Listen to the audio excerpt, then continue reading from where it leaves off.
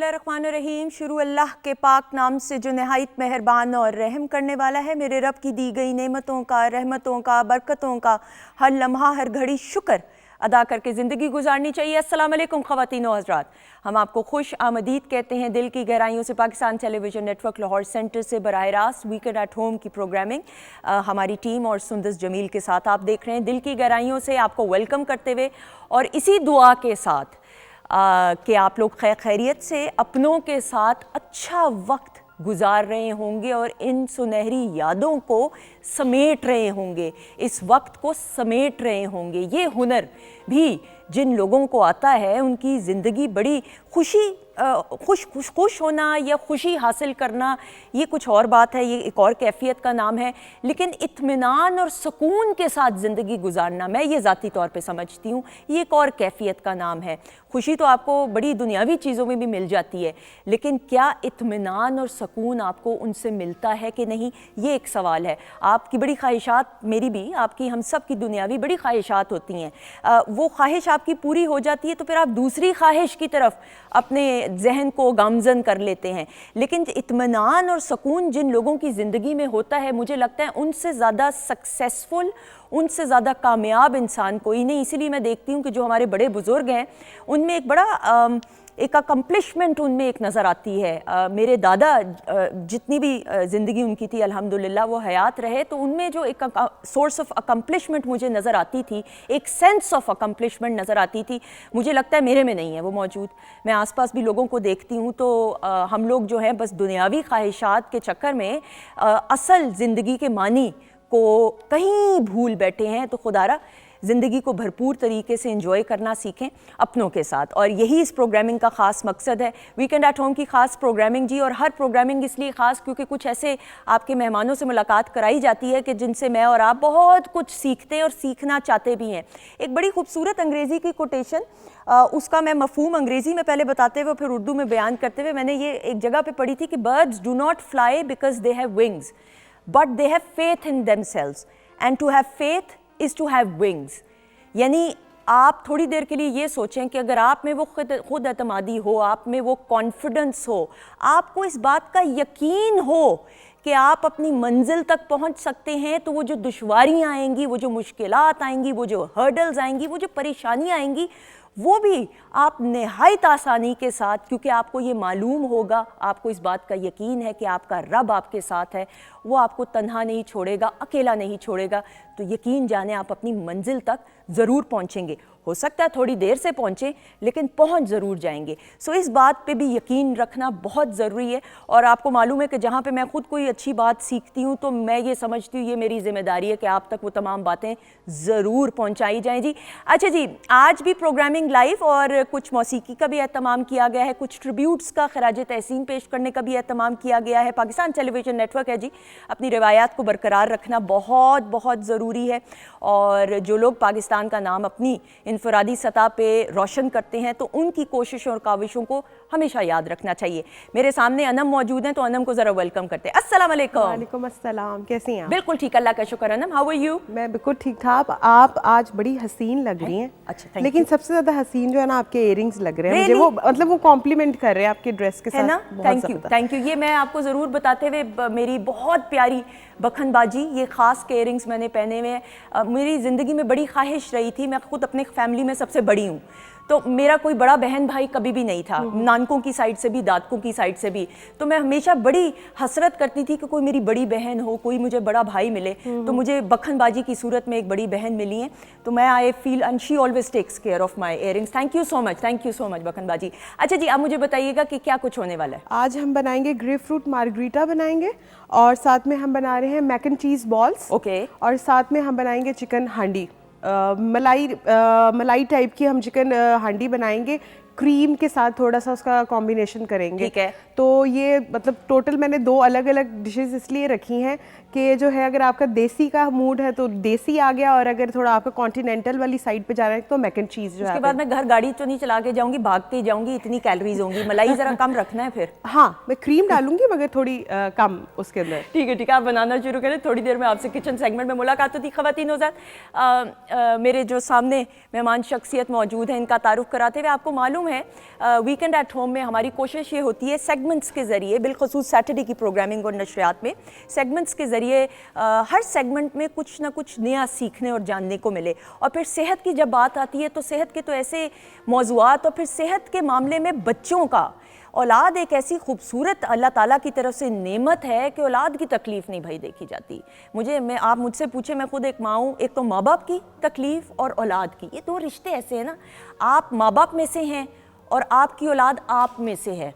ये अगर आप समझ जाएं तो बस फिर तो मेरे ख्याल में ज़िंदगी बड़ी आसान हो जाए, रिश्तों की कदर भी हो जाए। तो आज हम बच्चों की सेहत के हवाले से, बिलखसूस ये जो स्मॉग का सिलसिला चल रहा है, इसमें जो बच्चों को नज़ला ज़ुकाम हो रहा है, वायरल इन्फेक्शंस हो रही है, बुखार हो रहे हैं और क्या क्या कुछ हो रहा है, उस हवाले से बात करेंगे। और nursing care, now right from the beginning, ज़चकी की हालत से ही बच्चे की जो सेहत है उस पर क्या असर पड़ता है अगर माँ की सेहत अच्छी ना हो। ये दो ऐसे मौज़ूआत हैं जो हम इस नशिस्त में कोशिश करेंगे। हमारे साथ मौजूद हैं, वी आर वेरी ऑनर्ड जी, खास तौर पे वक्त निकाल के आए हैं, डॉक्टर शहजाद हैदर साहब, ही इज़ अ चाइल्ड स्पेशलिस्ट और बड़े बड़े हॉस्पिटल्स के साथ मुंसलिक हैं। इनको वेलकम करते हैं। अस्सलाम वालेकुम। वालेकुम अस्सलाम, thank you very much for giving me this opportunity. Thank you so much, honour is all ours. Thank you so much जी। मेरे सामने मौजूद हैं जी शौकत अली साहब की परछाई में कहूँ तो बिल्कुल गलत नहीं होगा।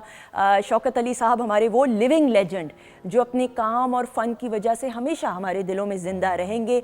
जब पाकिस्तान की बात आती है, पाकिस्तानियत के जज्बे को उजागर करने की बात आती है, तो शौकत अली साहब की आवाज़ में जो मिली नगमे हैं और कौमी तराने हैं, आज भी आप जब शौकत अली साहब की आवाज़ में वो मिली नगमे और कौमी तराने सुनते हैं तो आपके लिटरली रोंगटे खड़े हो जाते हैं, इसलिए क्योंकि उस आवाज़ में वो पाकीज़गी है और अपने वतन और मुल्क के साथ मोहब्बत का एक ऐसा खूबसूरत इजहार है कि आपको दिल को छू जाता है। शौकत अली साहब को ट्रिब्यूट पेश करते हुए आइए एक नज़र।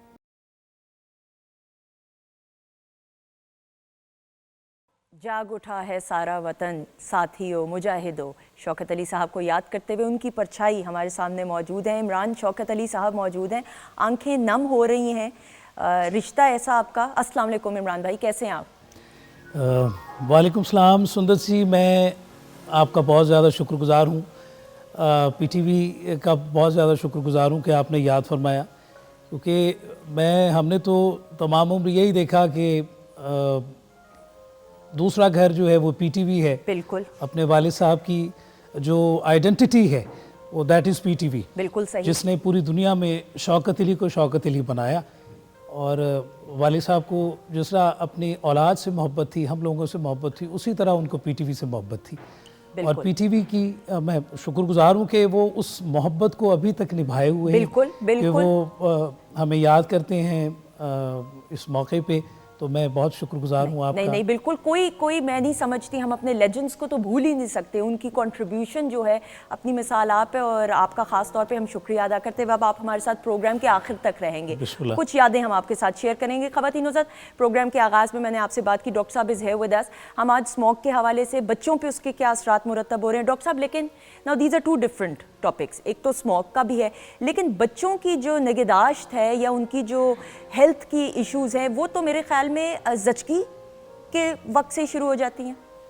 बच्चे की ज़िंदगी के पहले 1000 दिन इंतहाई कीमती। ठीक है। उन 1000 दिनों में 270 दिन वो हैं जो कि वो माँ की पेट में गुजारता है। ठीक है। 730 दिन जो कि 2 साल बनते हैं वो उसने ज़िंदगी में बाहर गुजारे, और इन 1000 दिनों में उसकी जो अफजाइश, जो नशोनुमा हो जाती है, उसके आने वाली सारी ज़िंदगी पे असरअंदाज होती है। So right from the mother care, वालदा की निगहदाश्त से बच्चे की निगहदाश्त शुरू हो जाती है। उसकी ग़ज़ाइयत, उसका आराम, ज़हनी, जिस्मानी, और उसकी जितनी भी तिब्बी रहनुमाई है वो एक इंतहाई कलीदी रोल अदा करती है बच्चे की नशोनुमा के अंदर।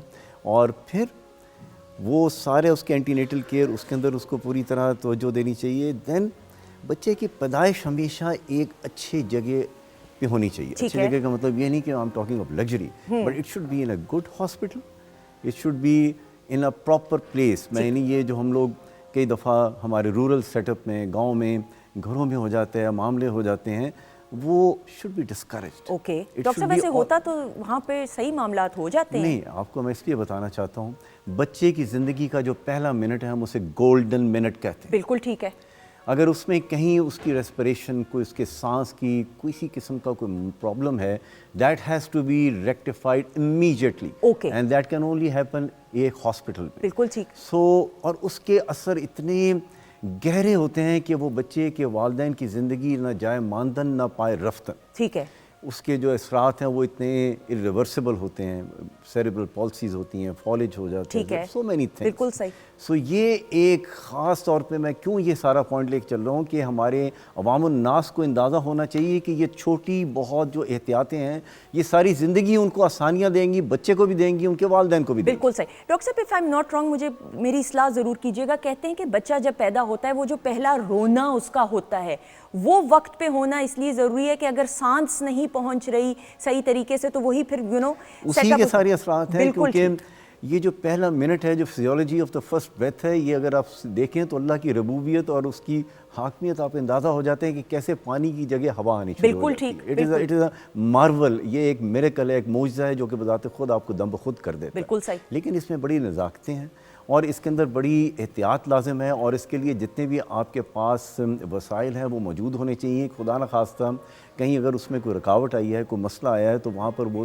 तिब्बी महारत होनी चाहिए कि उसको फ़ौरन उसको ठीक किया जाए, जो कि हो भी जाती है, वरना घर में हो तो नहीं हो। बिल्कुल ठीक। अच्छा। और ये बच्चे के साथ भी बहुत ज़्यादती उनके वालिदैन के साथ। तो मैं इस पॉइंट को बार बार इसलिए हाईलाइट कर रहा हूँ कि ये वो एक एक्शन है जो कि उनको आउट ऑफ द वे जाके भी करना पड़े तो प्लीज़ उनको समझाएं कि ये करना उनके लिए ज़रूरी है। बिल्कुल ठीक है। बिल्कुल। एक तो ये पॉइंट। नंबर 2, जब पैदाइश हो जाती है उसके बाद जो पहले 6 महीने हैं वो मदर फीडिंग जितनी भी पॉसिबल हो उसको एनकरेज करना चाहिए।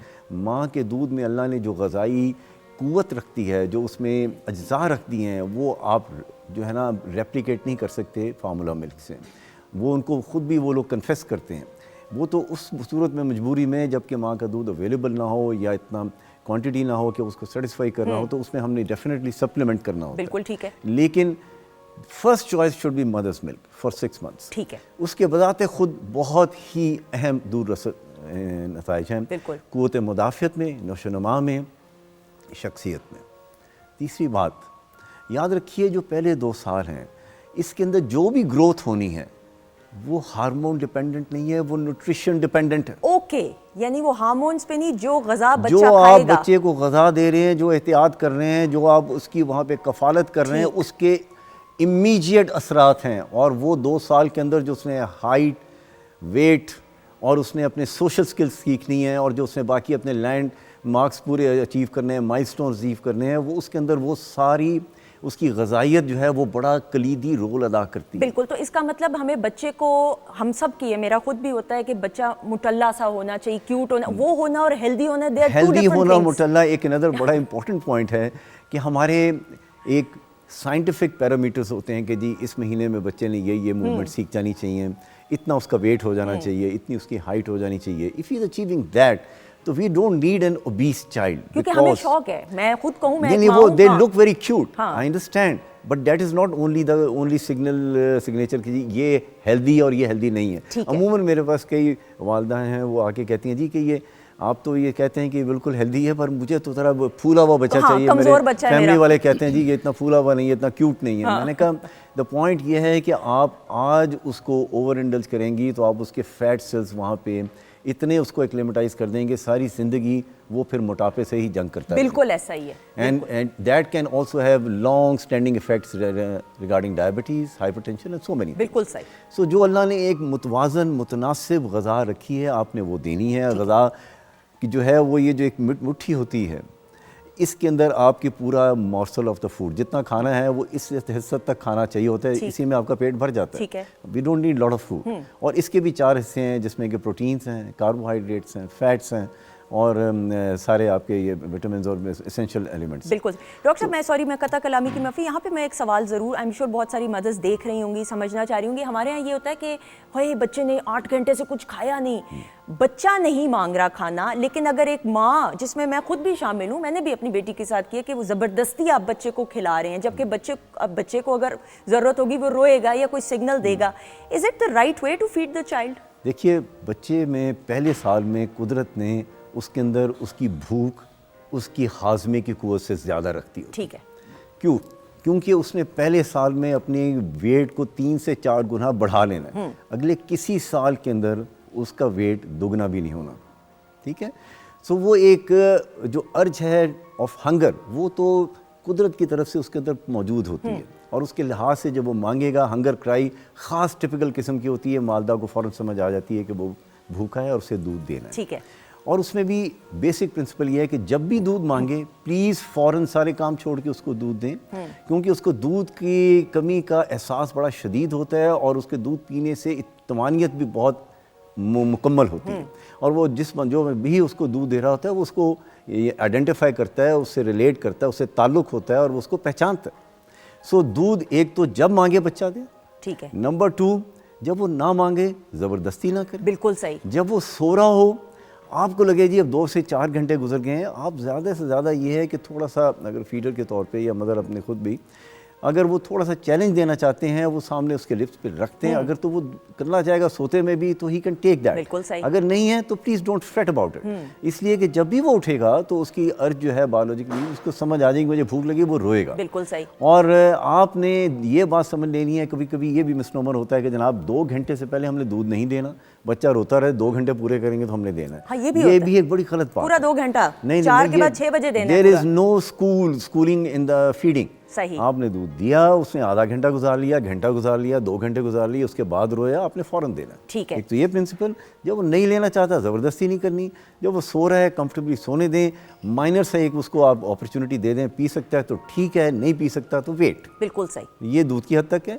6 महीने में जाके आपने वीनिंग करनी होती है, और वीनिंग में आपने उसको जो है सारे बाकी फाइबर सारे सेमी सॉलिड शुरू कर दें। हर किस्म के आप सेमी सॉलिड शुरू कर देते हैं, एक्सेप्ट कि हम कोशिश करते हैं कि मीट जो है वो जाके 9 महीने में शुरू करें। बिल्कुल ठीक है। और 9 महीने के बाद जो भी घर का खाना पकता है, आप उसको साथ बिठा के बेशक उसको उसकी प्यूरी बना दें, उसको ग्राइंड कर दें, छोटा छोटा नवाला दे दें, उसको आपने देना शुरू करना है, बिल्कुल, ताकि उसकी एक होल जो है ना वाइड रेंज ऑफ फ्लोरा, उसका जो है ना टेस्ट बड्स वो डेवलप हो वो तो डेवलप हो। या आप सिर्फ 1-2 चीज़ें, क्योंकि मैं किसी एक को जानती हूँ, मैं नाम नहीं लेना चाहूँगी, वो सिर्फ दही और माँ की फीड थी और उस बच्चे के टेस्ट बड्स ही नहीं डेवलप हुए, वो कुछ और खाता ही नहीं है। अब भी उसको फल आप कहेंगे वो कहेगा नहीं।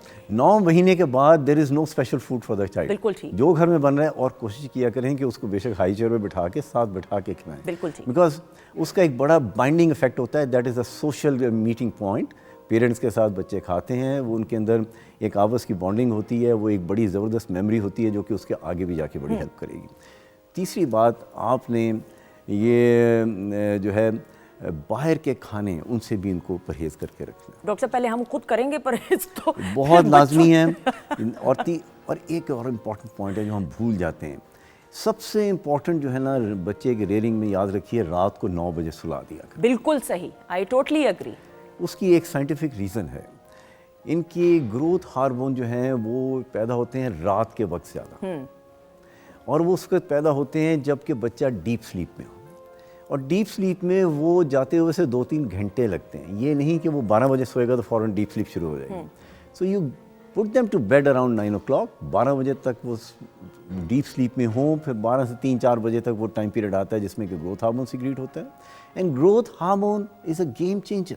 ट्रू। ये ऐसे ही है, वो उसके होने से हाइट अच्छी होती है, मेमोरी बहुत, याददाश्त बहुत अच्छी होती है, मैथमेटिक्स हिसाब बहुत अच्छा होता है, आपकी हाजमा बहुत अच्छा होता है, कद बहुत अच्छा होता है। बच्चा जो है वो एक सेल्फ ड्रिवन होता है, उसको अपनी सारी जिम्मेदारियों का एहसास होता है, अपने मौक़ों का एहसास होता है, अपनी अहमियत का एहसास होता है, दुनिया का एहसास होता है। You will find normal young adult talking to you, एक 9-10 साल के बच्चे को जिसको ये आदत होती है। बिल्कुल ठीक है, बिल्कुल सही। और ये इससे ज़्यादा आपको क्या चाहिए अगर इन बच्चों में ये आपकी क्वालिटीज़ आ जाएं, जस्ट बाय स्लीपिंग 9 o'clock। कोई उसमें इन्वेस्टमेंट नहीं है, कोई उसमें एफर्ट नहीं है, जस्ट टाइम टेबल मैनेजमेंट। हम खुद बचपन में इस टाइम पे सोते थे तो हमें खुद याद है। और अब भी यही आपके असूल हैं, फितरत के और कुदरत के असूलों में कोई तब्दीली नहीं आती। ट्रू। हम अगर उससे मेडल करते हैं तो हम अपना नुकसान करते हैं। बिल्कुल, कुदरत के निज़ाम में ये तो मैंने सारी बातें इसलिए समरी में बताई हैं कि हमारे सारी जो फैमिलीज़ हैं वो अच्छी तरह इनको नोट कर लें कि इसमें कोई हिकमत नहीं है बहुत बड़ी, और अल्लाह ने अपनी सारी जो हिकमत है वो बड़ी सादा रखी है, सिर्फ उसको अपनाने में और उस पर अमल करने में ही बरकत है। बिल्कुल सही। और ये इनके लॉन्ग टर्म फ़वाइद इतने हैं कि वो आप सोच ही नहीं सकते। अब ये देखिए कि 2 साल में जो उसने गेन कर लिया वो उसने प्रिडिक्ट करना है उसकी आगे की हाइट, उसकी आगे की development, and time passes like this. बिल्कुल ऐसा ही है, आई टोटली एग्री, बिल्कुल ऐसा ही। और उसमें बेनिफिट किसका है? अगेन पेरेंट्स का। True. If the childs are performing, the children is performing, is doing good, इससे ज्यादा आपको क्या सेटिस्फेक्शन होगी? बिल्कुल सही। डॉक्टर साहब, बिफोर वी वाइंड अप, अब टॉपिक ऐसा है कि हम तो नहीं, हम इंसाफ नहीं कर सकते, लेकिन मैं स्मॉग जी, स्मॉग पे कोई स्मॉग जो है जी, ये अनफॉर्चुनेटली एयर क्वालिटी इंडेक्स हमारे साथ एडजॉइनिंग कंट्रीज का भी इस टाइम पे worst in the world. True. This is a very peculiar situation. और ये अंदर जाके हमारे जो एयर सेल्स हैं, हमारे जो एल्वियोलाइज हैं, हमारे ब्रोंक्यूल्स, ये सारी वो ट्यूबें हैं, फिर आगे जिसके अंदर हवा ने जाना है, और हवा और हम खून के दरमियान में सारा एक्सचेंज ऑफ ऑक्सीजन होनी है, उस एरिए को ये ब्लंट करता है, ख़राब करता है, वहाँ पे डिजीज़ पैदा करता है, और उसकी वजह से इनकी वहाँ म्यूकस पड़ना शुरू हो जाती है, और फिर वो इनकी जो है ना एयर एक्सचेंज रुकनी शुरू हो जाती है। आइडियल थिंग यही है कि आप जितना इन 2-3 महीनों में कम से कम बाहर निकलें। ठीक है। Air purifier yes is a useful thing. उसका साइंटिफिक रीज़न है कि आप बाहर अगर वो 400 चल रही होती है तो कमरे के अंदर 60-70 आ जाती है, विच इज़ गुड इन अ वे। तीसरी बात यह है, बच्चों को ठंड लगने से बचाएं। ओके। देखिए, हम स्मॉग को नहीं रोक सकते, हम फॉग को नहीं रोक सकते, हम डस्ट पोल्यूशन को नहीं रोक सकते, बट हम कोल्ड एक्सपोजर को रोक सकते हैं। बिल्कुल ठीक। क्योंकि जब आप कोल्ड उनको एक्सपोजर देते हैं तो यही सारी चीज़ें डिपॉजिट सी हो जाती हैं, इनकी एक लेयर सी बन जाती है, और ये जाके आपके लंग्स को सबसे पहले इफेक्ट करती हैं। Lungs is the last organ to mature in body, 7 साल तक वो मैच्योर होते हैं। ओके। और उनकी फाइनल डिविजन्स चल रही होती हैं। बिल्कुल सही। ताकि उनकी जो है ना एयर एक्सचेंज जो है वो फाइनल से फाइनल हो। तो वो उनको आप जब भी कोल्ड में देंगे, कोल्ड एक्सपोजर होगा, तो उनको लाजमी खांसी, नज़ला, फ्लू। कई मेरे पेशेंट्स आते हैं, उन्होंने जी हमने ये बिल्कुल ठीक पहना होता है जी, बस सिर्फ रात को इसके ये नंगे पैर चल रहा होता है। मैंने कहा जो नंगे पैर चल रहा है, आप उसको ऊपर 4 लेयर्स भी पहना देंगे तो उसको तो इफेक्ट होना ही होना है। It is such a constant transmission of cold. पैर से ही चली जाएगी वो, तो ठंड चली जाएगी। सो आपके पैर, आपका गला, आपके ऊपर ये टोपी और कान आपके कवर होने ये सारी चीज़ें। और अमूमन जो छोटे इन्फेंट्स होते हैं उनको तो मेहरबानी करके आपने बाहर नहीं लेके जाना। ये दिसंबर जनवरी के अंदर शादी भी आ जाए तो वालदा मेहरबानी करके कुर्बानी दे दें। उनके इन लॉज वो भी समझ लिया करें कि दिस इज़ नॉट राइट, क्योंकि अगर वो बच्चे को नहीं छोड़ेगी तो वो नहीं जाएगी, अगर वो किसी को छोड़ के जाएगी तो बच्चा भी नहीं। मेरे साथ खुद हो चुका है ख़वातीनो ज़ात। मुझे एक शादी पे जाना था और मेरी बेटी, ये आज से काफ़ी साल पहले की बात है, वो 4 महीने की थी, मजबूरी थी। मैं जब गई हूँ, वापस आई हूँ, तो मेरी बेटी को सर्दी लग गई, उसको निमोनिया हो गया था। और वो मुझे आज भी वो वक्त याद है, मैं किस कर्ब से गुजरी थी। मैं कभी भी वो वक्त नहीं भूल सकती। अल्लाह ना करे कि किसी माँ बाप पे ऐसा वक्त है, औलाद की तकलीफ नहीं देखी जाती है। It is always better to be truthful, true and respectful. बिल्कुल सही। कह दीजिए कि ये औलाद है, मेरी जिम्मेदारी है, डॉक्टर ने हमें मना किया हुआ है, और आप हमारी मजबूरी को समझें। बिल्कुल सही sir, thank you so much. It was a pleasure having you. And ये बड़ी कम ऐसी प्रोग्रामिंग होती है जिसमें मुझे सवालात करने की ज़रूरत नहीं पड़ती, क्योंकि जो मेहमान होते हैं वो खुद ही तमाम बातें कर लेते हैं। Thank you so much. Very kind of you. It was a very important discussion.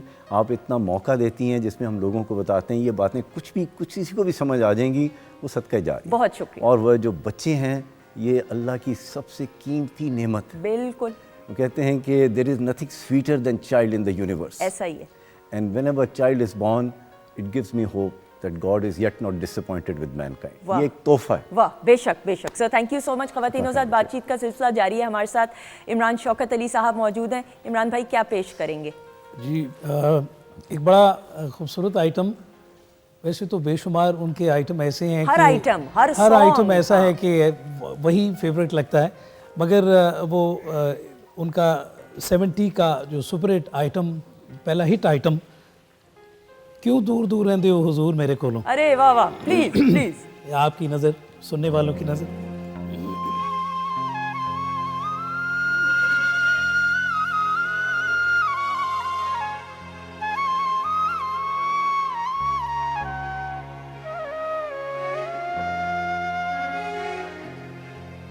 हुस्न कहता मैं सब तो वड्डा, ओ मेरी दुनिया ज़ियारत कर दी।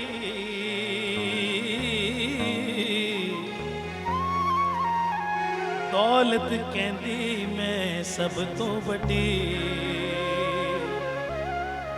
ते मेरा खलकत पानी भरदी अकल क्या मैं सब तो वड्डी ओ मैं बिच कचहरी दे लड़दी तकदीर क्या तुसी तीनों ही झूठे ओ मैं जो चाहां सो कर आए क्यों दूर दूर रहंदे हो हुजूर मेरे कोलों मैनू दस दे होया की कसूर मेरे कोलों मैनू दस दे होया की कसूर मेरे क्यों दूर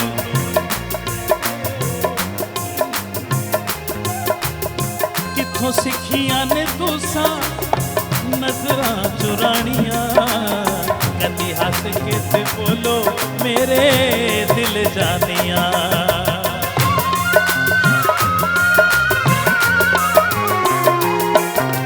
किथों सिखियां ने तुसा नजरां चुरानियां कदी हंस के ते बोलो मेरे दिल जानिया ओए मेरी जिंदगी दा खोवो ना सुरूर मेरे कोलों मैनू दस दे होया की कसूर मेरे कोलों मैनू दस दे होया की कसूर मेरे कोलों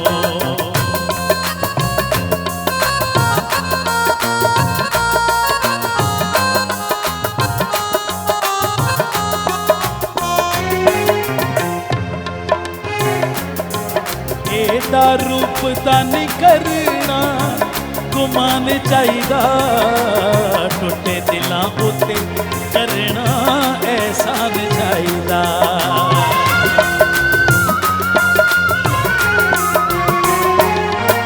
एदा रूप दा नहीं करना गुमान चाहिदा टुटे दिलां उते करना एहसान चाहिदा ओए सोने रूप दा नहीं लुकिया मेरे कोलों मैनू दस दे होया की कसूर मेरे कोलों मैनू दस दे होया की कसूर मेरे कोलों आए क्यों दूर दूर रहंदे हो हुजूर मेरे कोलों मैनू दस दे होया की कसूर मेरे कोलों आए मैनू दस दे होया की कसूर मेरे कोलों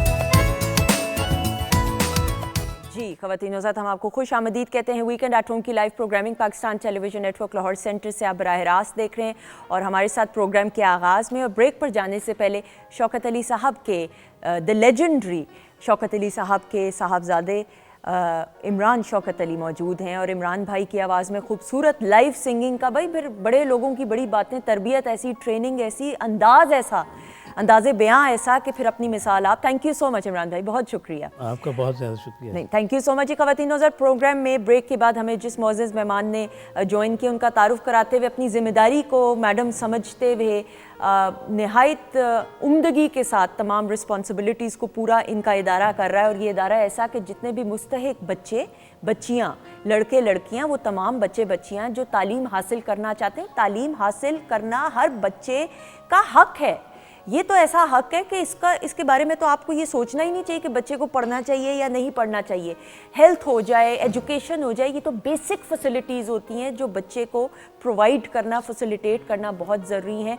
और जब हम मैडम के इदारे की बात करते हैं तो ना सिर्फ बच्चों को तालीम दिलवाना, बल्कि जो सबसे उम्दा काम मुझे लग रहा है कि तालीम के साथ साथ वोकेशनल तरबियत और ट्रेनिंग में बच्चों को इस तरीके से इन्वॉल्व करना कि बच्चे खुद मुख्तार हो जाएं और इस तरीके से कॉन्फिडेंट हो जाएं कि वो फिर खुद अपना बिजनेस स्टार्ट कर सकें। ये तमाम की तमाम बातें कि ये इदारा किस तरीके से क्या काम कर रहा है, पंजाब में है, पंजाब से बाहर है, कितने बच्चों को फैसिलिटेट किया जा रहा है। हमारे साथ मौजूद है मिसेस रूबा हमायूं, जो बेहतर तरीके से सवाले से बात कर सकेंगे। अस्सलाम वालेकुम। वालेकुम अस्सलाम, thank you so much. Madam thank you so much, आपका बहुत बहुत शुक्रिया। ऑनर। मैडम मैंने तो ब्रीफली अभी आपके इदारे के बारे में बताया कि पढ़ाई भी और फिर साथ वोकेशनल ट्रेनिंग भी, थोड़ा सा बताते हुए कि आपका जो इदारा है वो बिलखसूस लाहौर में है या पंजाब में है? जी पंजाब में पूरा नेटवर्क है हमारा। जगह जगह हमने स्कूल खोले हुए हैं जहाँ पे झुग्गियाँ हैं या फिर एलीट क्लास भी रहती हो तो वहाँ पे भी क्वार्टर्स में और अंडर प्रिविलेज लोग ज़रूर होते हैं जो कि वर्क क्लास होते हैं, उनके साथ काम, उनको घरों में काम करने के लिए जो मेड्स हैं, गार्ड्स वगैरह हैं। तो हमारा डिफेंस फेज़ 5 में भी स्कूल है तो वहाँ में भी ढेरों बच्चे माशाल्लाह आ रहे हैं और पढ़ रहे हैं। बिल्कुल सही। तो हमारा फोकस उन बच्चों पे होता है जो बिल्कुल स्कूल जाना अफोर्ड ही नहीं करते, अफोर्ड नहीं कर सकते। जो गवर्नमेंट स्कूल में भी जा रहे हैं, चलें वो भी हम उन्हें कहते हैं ठीक है दैट्स गुड आप जा रहे हैं, लेकिन जो बच्चे झुग्गियों में या ऐसे क्वार्टर्स में जहाँ पे बिल्कुल जिनको एक्सेस ही नहीं है, एक्सेस नहीं है या अवेयरनेस ही नहीं है, बिल्कुल ठीक है, तो हम उनके पेरेंट्स को भी अवेयरनेस देते हैं, डोर टू डोर जाके उनको बुलाते हैं, लालच देते हैं उन्हें ताकि वो स्कूल आएँ। लालच, हाँ, देना शुरू में ये लफ्ज़ अब इस्तेमाल करना ज़रूरी है। आप समझें कि माँ बाप को भी लालच देना पड़ता है कि बच्चे को पढ़ाई, बिल्कुल ठीक, बिल्कुल उन बच्चों को हम शुरू में तो खाना देते हैं बहुत कुछ इस तरह से ताकि वो आएँ स्कूल। ठीक है। जब वो आना शुरू हो जाते हैं माओ को भी होता है कि बच्चे तो जाके कुछ सीख के भी आए हैं, कुछ खा के भी आए हैं, तो वो बड़े सेटिस्फाई होते हैं। तो ऐसे बच्चों को हम केटर करते हैं। अल्हम्दुलिल्लाह अब तकरीबन 3 साल से हमारे वो बच्चे जो वो हम 2007 से हम पढ़ा रहे हैं उन्हें, वो स्कूलों में कॉलेजेस में जा रहे हैं। अच्छा जी, अब अल्हम्दुलिल्लाह उन्हें कॉलेजेस में भी हम स्पॉन्सर भी करते हैं ताकि वो अपनी स्टडीज़ को कंटिन्यू करें और कंप्लीट करें। लेकिन उससे बहुत ज़्यादा ड्रॉप आउट हमारा जो होता है वो ये होता है कि उन्हें हुनर वगैरह के बगैर ही किसी दुकानों पे डाल देती हैं मदर्स, तो वो हमारा ड्रॉप आउट हो जाता है। तो अब हमने ये किया है कि उनके लिए बहुत अच्छा सिलेबस जो कि वोकेशनल भी है, ठीक है, साथ साथ वो पढ़ें और साथ साथ हुनर सीखें। क्लास 5 के बाद कौन सी वोकेशनल ट्रेनिंग? मसलन ये कि छोटे छोटे क्राफ्ट्स वगैरह जैसे पोशिश का काम है, इलेक्ट्रिशियन का, छोटे छोटे बच्चों को भी हम अगर 5वीं 6ठी के बाद हम उन्हें स्टार्ट कर देते हैं तो वो सीखना शुरू कर देते हैं, और अगर वो ड्रॉप भी हो जाते हैं तो वो एक हुनर लेके ड्रॉप होंगे और माएँ उनको कहीं कामों पे भी डालेंगी तो उन्हें कुछ आता होगा। बिल्कुल ठीक है। तो हमारी कोशिश है कि वो ड्रॉप ही ना हो। और बच्चे पढ़ाई भी तो कर रहे हैं ना साथ साथ। आप देखें कि बच्चा एक हुनर सीख रहा है लेकिन पढ़ाई कर रहा है, पढ़ाई भी कंप्लीट कर रहा हो और साथ हुनर भी सीख रहा हो। मैं कहती हूँ इससे ज़्यादा बढ़कर और क्या बात हो सकती है। इस वक्त हमारी जो है ना अनस्किल्ड लेबर की बहुत बड़ी प्रॉब्लम है कि लोगों को कुछ हुनर नहीं होता, जिसकी वजह से वो फिर मुख्तलिफ ऐसी चीज़ों में चले जाते हैं कि क्राइम में चले जाते हैं या कोई ऐसे हुनर के बगैर क्या कमा सकते हैं वो। तो हम हुनर सिखाने के ऊपर हमने बहुत ज़्यादा फोकस रखा हुआ है। अनस्किल्ड लेबर को ट्रेन करना भी हमारा बहुत बड़ा फोकस है। तो हमारे 3 प्रोजेक्ट्स मेन हैं, एजुकेशनल, वोकेशनल और एक हमारा एलीट क्लास का प्रोजेक्ट है पढ़े लिखे लोगों का, वो है मैट्रिमोनियल। ठीक है, रिश्ते करवाना, यानी ये भी लोगों ने आजकल बिजनेस बनाया हुआ है और फीसें चार्ज करते हैं और रिश्ते नहीं बताते हैं। तो ये पढ़े लिखे लोगों का भी एक बहुत ज़्यादा ये बड़ा मसला आजकल सोसाइटी में चल रहा है। ये 3 मेन प्रोजेक्ट्स हैं हमारे। 2 प्रोजेक्ट्स गरीबों के लिए और एक खाते पीते घरानों के बच्चों के रिश्ते कराने के लिए। बिल्कुल सही। अच्छा, हमारे यहाँ ये मुझे नहीं पता आपको ये जुमला कैसा लगेगा, लेकिन ये मैं अक्सर इस्तेमाल करती हूँ, मेरी ज़ाती राय हो सकती है। पढ़ा लिखा होना और बाशऊर होना ये 2 बड़ी मुख्तलिफ चीज़ें हैं। पढ़े लिखे बड़े लोग हो जाते, डिग्रीज बड़ी बड़ी हासिल कर लेते, लेकिन अवेयरनेस नहीं होती, बाशऊर नहीं होते, इतना शऊर ही नहीं होता। तो ये भी बड़ा ज़रूरी है, आपको उनको डील करना आना चाहिए। I am sure you will agree with me. Madam, मैं ये ज़रूर आपसे बात करते हुए कि हमने ऑब्वियसली सिर्फ लाहौर में तो नहीं, पूरे पंजाब में आपकी ब्रांचेज हैं। कितनी लगभग ब्रांचेज हैं? हमने 28 बनाई हैं। हम बना के आगे दे भी देते हैं लोगों को जो चलाने की सलाहियत रखते हैं, अपनी कम्युनिटी को लुक आफ्टर करना चाहते हैं, हम उन्हें दे देते हैं। बिल्कुल सही। बहुत सारे ऐसे भी पेरेंट्स होंगे, वो माँ बाप कहते होंगे हमने अपने बच्चे को पढ़ा के क्या करना है, बच्चा अभी से ही इतना कमा के दे रहा है महीने का, मिसाल के तौर पर 30,000 25,000 कमा रहा है, मैं कहती हूँ 5,000 भी कमा रहा हो, कमा के तो दे रहा है, हमें पढ़ा के फायदा क्या होगा? आपके पास ऐसे केसेस आते हैं? हमें उन्हें समझाना पड़ता है कि ये जब पढ़ के और सही तरीके से जब स्किलफुल होके कमाएगा तो वो जो लेबर है उससे कई गुना ज़्यादा कमा सकता है। यानी हमारे बच्चे जब मैट्रिक करके ऑनलाइन ट्रेनिंग लेते हैं और वो कमाना शुरू होते हैं तो वो उस लेबर बच्चे से कई गुना ज़्यादा वो कमा रहे होते हैं, कई गुना ज़्यादा ही नहीं बल्कि घर बैठे ऑनलाइन कमा रहे होते हैं। और वो यानी अगर लाखों में कहा जाए तो वो गलत नहीं होगा। मैडम, बहुत सारी ऐसी इंस्पिरेशनल स्टोरीज होंगी, कोई ऐसा वाकया, कोई ऐसी बात आपके लिए आई एम श्योर बहुत मुश्किल होगा, बहुत सारे ऐसे बच्चे होंगे जिनको आपने खुद सक्सेसफुल होते देखा हो, कोई आप हमारे नाज़रीन के साथ शेयर करना जी चाहें? बिल्कुल, हमारा हर बच्चा ही सक्सेसफुल स्टोरी है। जब वो हमारे पास आ जाता है ना तो वो सक्सेस के रास्ते पे चल पड़ता है। तो हमारे बहुत से बच्चे हैं जिनकी मदर्स जो हैं वो एक मदर थी गार्ड की, वो वाइफ थी, उसके गार्ड मतलब हस्बैंड की सैलरी इतनी कम थी कि वो 2 वक्त का खाना बच्चों को पूरा नहीं करके दे सकते थे, किराए का घर था। तो उस मदर ने हमारे पास जब सिलाई सीखी तो उसने सारे मोहल्ले के कपड़े सीने लगी और उसकी इनकम अपने हस्बैंड से ज़्यादा हो गई और वो माशाल्लाह अपना बहुत अच्छा सेटअप चलाने लगी। तो वो इतनी दुआएं मिलती है ना हमें कि वो जब बताती हैं उनकी सक्सेस एक्चुअली हमारी सक्सेस है। बिल्कुल, वो सिर्फ एक औरत की सक्सेस नहीं, वो पूरे खानदान की सक्सेस है। बिल्कुल सही। इमरान भाई, आप कुछ कहना चाहेंगे? मैं यही अर्ज़ करूँगा कि ये हमारी सोसाइटी का एक बहुत ट्रेजिक एलिमेंट है कि हमारे बच्चे हमारी सोसाइटी में वो ग्रेजुएशन की और इवन मास्टर्स की डिग्री लेने के बाद ये सोच रहे होते हैं कि अब हम क्या करें। ट्रू।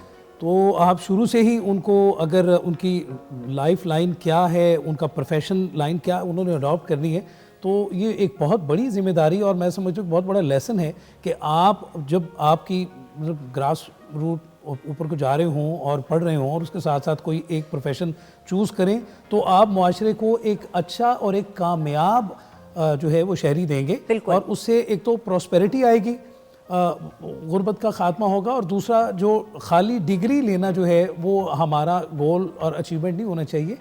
ये एक बहुत बड़ी बात है कि आप उसके साथ साथ किसी भी हुनर को जिसको आप कामयाबी से आगे तक लेकर जाना चाह सकते हैं उसको लेकर जाएं ताकि आप माशरे में एक मुस्बत जो है वो कामयाब इंसान बन के दिखें। और ऐसे बच्चे जो हैं फिर वो गलत सोहबत में भी नहीं आते, गलत राय में नहीं आएंगे, गलत लोगों के मशवरों में नहीं आएंगे, भटकेंगे नहीं, क्योंकि पढ़ाई भी कर रहे हैं वो, साथ साथ वोकेशनल ट्रेनिंग भी है, इंडिपेंडेंट हो रहे हैं, कॉन्फिडेंट हो रहे हैं। तो ये बड़ी अच्छा मैडम, ऑब्वियसली बच्चे जो हैं जो वोकेशनल ट्रेनिंग हासिल कर रहे हैं, किस वोकेशनल ट्रेनिंग कोर्स में सबसे ज़्यादा दिलचस्पी बच्चे लेते हैं? बच्चे कैलीग्राफी में बहुत ज़्यादा दिलचस्पी लेते हैं क्योंकि वो फौरी तौर पे बच्चे जब भी कुछ ड्रॉ करते हैं 2 पेंसिल जोड़ के जब वो बनाना शुरू करते हैं तो वो कोई ना कोई ऐसी शक्लें आ जाती हैं सामने, तो वो इतने शौक से उनमें कलर करते हैं और फिर वो अपनी कैलीग्राफी के बनाते हैं पोर्ट्रेट्स वगैरह। तो इसके अलावा भी छोटी छोटी उन्हें स्किल्स, हम जब इलेक्ट्रीशियन का कोर्स है, जिस बच्चे को शौक होगा ना वो सिखाए बगैर ही कुछ ना कुछ बना रहा होगा। अच्छा। फिर उसको जब ये कोई स्किल मिल जाता है ना तो उसके लिए तो ऐसे होता है कि जैसे उसके लिए समंदर आगे बस वो तैरता चला जाए। तो वो बच्चे बहुत ज़्यादा डिफरेंट टैलेंट हमारे पास होता है और वो गॉड गिफ्टेड होता है। मसलन हमने स्पोर्ट्स टीचर रखा, वो उनको पीटी सिखा रहा था, तो कुछ बच्चों ने जिम्नास्टिक करके दिखा दिया। उन्होंने कहा ये तो हम खुद ही कर लेते हैं, तो वो टीचर ने कहा ये मैंने नहीं सिखाई इन्हें। अच्छा। वो इतना टैलेंट है और हमारे नेचुरल टैलेंट है ना उनके अंदर है। तो हमारी एक पेंटिंग बच्चे ने बनाई, तो वो इटली में हम लोगों ने वैसे भेजी, हमारी किसी टीम ने इटली में उन्होंने कैलेंडर के टाइटल पे हमारे बच्चे की पेंटिंग लगाई। वाह। तो हमें इतनी खुशी हुई कि हमें तो पता ही नहीं था कि इस बच्चे में इतना टैलेंट है। ये छुपे हुए टैलेंट अंदर होते हैं ना, गॉड गिफ्टेड है। तो हम तो सिर्फ उन्हें प्लेटफॉर्म दे रहे हैं कि तुम बनाओ, हम आगे तुम्हें कंपटीशन में ले जाते हैं डिफरेंट चीज़ों में। फिर हमारे कुछ बच्चे सिंगिंग में इतने अच्छे हैं कि सोलो परफॉर्मेंस, एक छोटी सी बच्ची, मैंने कहा पता नहीं इसे बोलना भी आता होगा कि नहीं, जब वो गाने लगी तो वो इतनी लंबी लंबी सुरों में वो गा रही और वो इतने अच्छे तराने उसने, नूर जहाँ के तराने उसे सुनाए। तो हम लोगों ने फिर उसे यानी हम फिर कंपटीशंस कराते रहते हैं, इन हाउस कंपटीशंस भी होते हैं, स्कूल टू स्कूल कंपटीशंस भी होते हैं। इस तरह और बच्चों में जो है ना एक सेंस ऑफ अचीवमेंट और कॉन्फिडेंस। मैडम, मैं तो ज़रूर चाहूँगी कि आप इन तमाम बच्चों को, जितने भी हैं, हर बच्चा अपने टैलेंट सामने लेके आए। ये पीटीवी का प्लेटफॉर्म हाजिर है, ज़रूर हम चाहेंगे उन बच्चों से मुलाकात करें और आप जो ये नेक काम कर रही हैं, अल्लाह ताला आपको और कामयाबियाँ दें। आमीन सुम आमीन, दिल से दुआएं। और बड़ा अच्छा लगता है जब हम इंस्पायर होते हैं ऐसी इंस्पिरेशनल स्टोरीज से और ऐसी इंस्पिरेशनल शख्सियात से जो एक्चुअली में प्रैक्टिकली कुछ कर रही हैं, सिर्फ बातों की हद तक महदूद नहीं बल्कि इम्प्लीमेंट करके दिखा भी रही हैं। ख़वातीन ज़ात, बड़ी खुशकिस्मती ये हो कि मैं और आप मिल के पाकिस्तान के लिए इनफरादी सतह पे कुछ कर सकें। इससे बड़ी खुशकिस्मती क्या हो सकती है कि धरती माँ के लिए हम कुछ कर दिखाएं। जिस तरह हमारे साथ शौकत अली साहब के जो साहबजादे मौजूद हैं, शौकत अली साहब ने अपने हिस्से की जिम्मेदारी को बड़ी उम्दगी के साथ निभाया है और उनकी आवाज़ में जो पाकिस्तान के लिए मोहब्बत का जज्बा है ना, वो आज भी जब हम सुनते हैं तो उस पाकीज़गी का हमें ख्याल आता है। तो अब आप क्या पेश करेंगे शौकत अली साहब? मैं एक उनकी गाई हुई अयूब रुमानी साहब की गज़ल, जब बाहर आई तो सहरा की तरफ चल निकला। वाह।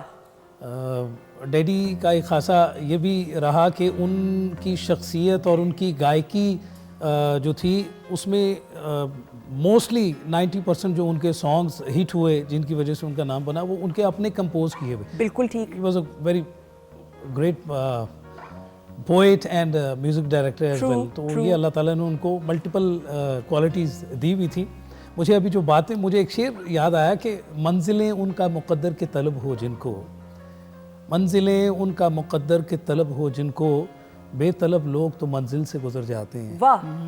वही बात कि आप एम पहले से लेकर चलें तो आपको जो आपका गोल है आप उसको अचीव कर सकते हैं। मैं अयूब रुमानी साहब की गज़ल जब बाहर आई तो आपकी नज़र प्लीज़।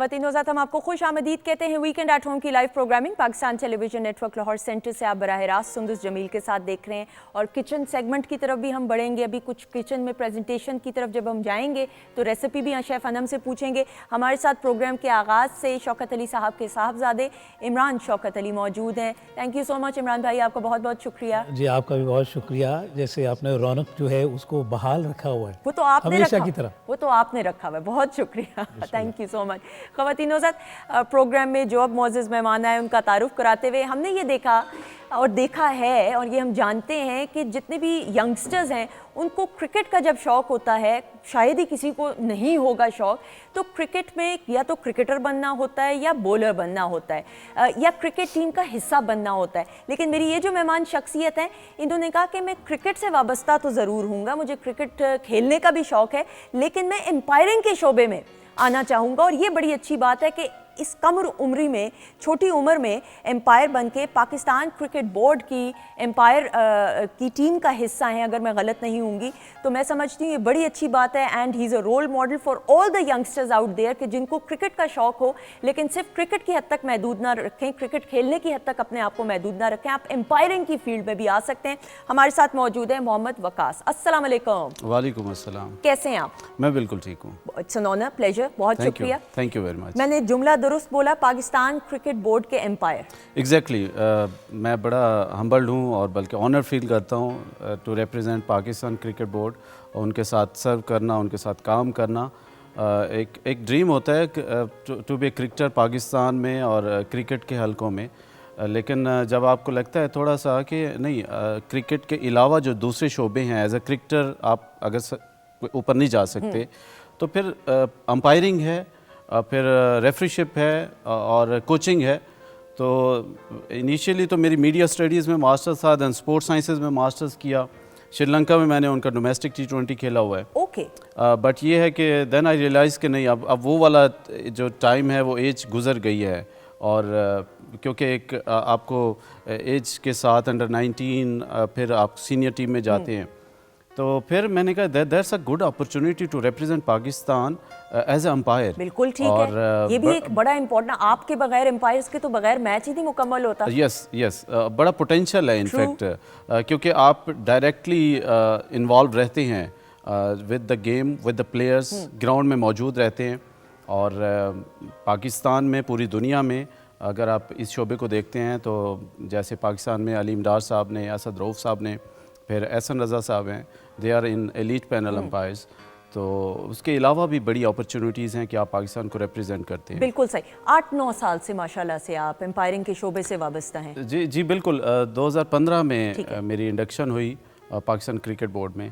और जब पहली बार इंडक्शन हुई तब के तासुरात क्या हैं? Yes, that was a funny thing कि खेल रहे थे तो अचानक से पता चला कि पाकिस्तान क्रिकेट बोर्ड कोर्स करवा रहा है। ठीक है। और हमने अप्लाई किया, क्योंकि एक प्रोसेस होता है, पहले आपको बेसिक अंपायरिंग करनी है, उसका कोर्स करना होता है, देन इंडक्शन होती है जो पाकिस्तान के पैनल में आपके लिए जाना होता है। तो मैंने जब ये सारा प्रोसेस हो गया, वी गॉट द कॉल कि नहीं आप you are the panel umpire, Pakistan cricket board के अंपायर हैं। तो हमारी असाइनमेंट लगी अंडर 19 की जो डिस्ट्रिक्ट लेवल पे होती है। तो जब आप जाके रिप्रेजेंट करते हैं, खेलते हैं, वहाँ पे जाके अपनी अंपायरिंग कर रहे होते हैं, तो एक जहन में था कि हाँ बाकी, क्योंकि बाकी शोबों में ये मेरा एक पैशन था, मैं खुद से आना चाह रहा था, ये वो कहते हैं एक्सीडेंटल नहीं था। और एक होता है ना कि आप बस आप आ गए तो अब इसके अलावा कुछ चॉइस नहीं है। यस, चाह रहे थे बनना, बिल्कुल ठीक। तो मैंने कहा यस, इसको जब हमने पहला सीज़न किया 2015 का मुझे याद है, तो देन आई रियलाइज़ कि हाँ यस, ये शोबा है जिसमें मैं कर सकता हूँ और इसमें पोटेंशियल है, वी कैन डू इट। और अल्हम्दुलिल्लाह बड़ा अच्छा जा रहा है। बिल्कुल सही, पोटेंशियल तो बहुत है। कितना मुश्किल है? पहला मैच याद है जिसकी एम्पायरिंग की थी, वो बताइएगा। जी बिल्कुल, लाहौर का ही था, एट अंडर 19 लेवल पे, लाहौर में ही। यहीं पे 2 टीमें थी, ईस्ट जोन की एक टीम थी और एक वेस्ट जोन की टीम थी। तो मुझे याद है, और वो दिन कैसे हम भूल सकते हैं जब आपका पहला मैच हो, इंडक्शन हो और आप पाकिस्तान क्रिकेट बोर्ड का एक ऑफिशियल मैच कर रहे हो। बिल्कुल, आपको तो मौसम भी याद होगा, क्या मौसम था? गर्मियाँ बहुत ज़्यादा होती हैं और लाइक वो मई के दिन थे, और अब तो आदी हो गए हम मई जून जुलाई इस तरह के मौसम में अंपायरिंग करने के। बिल्कुल। कोई ऐसा मैच में पिछले 8-9 सालों में, 7-8 सालों में कोई ऐसा मौका आया हो? आपके बड़े बड़े ऐसे मौके आते होंगे कि प्लेयर्स चैलेंज कर रहे हैं आपके फैसलों को, कभी ऐसा हुआ? देखिए इस लेवल पे क्योंकि आपके पास टेक्नोलॉजी नहीं होती डोमेस्टिक लेवल पे, आप ये जो इंटरनेशनल आपके पास DRS या दूसरी टेक्नोलॉजीज़ होती हैं, हाँ डोमेस्टिक लेवल पे कहीं ना कहीं अगर गलत होता है किसी भी अंपायर से तो प्लेयर्स को बहुत ज़्यादा पता है, क्योंकि जब आप अच्छे लेवल पे अंपायरिंग कर रहे होते हैं पाकिस्तान क्रिकेट बोर्ड के मैचेस में जहाँ रेफरी भी बैठा होता है, आपकी वीडियो रिकॉर्डिंग्स हो रही होती हैं, तो आपको बहुत ज़्यादा वो कहते हैं ना कि एफर्ट के साथ आपको अपना कंसंट्रेशन बहुत ज़्यादा आपको करनी पड़ती है। तो अल्हम्दुलिल्लाह अभी तक तो बहुत अच्छा जा रहा है। कोई ऐसा अभी तक ऐसा मामला नहीं हुआ कि ऐसा नहीं, ऑब्वियसली जब आप एक लेग बिफोर देते हैं तो इंटरनेशनल लेवल पे भी उसको नहीं माना जाता ना, कि हम नहीं मानते भाई, बाकियों की क्या बात, वो तो फौरन रिव्यू ले लेते हैं।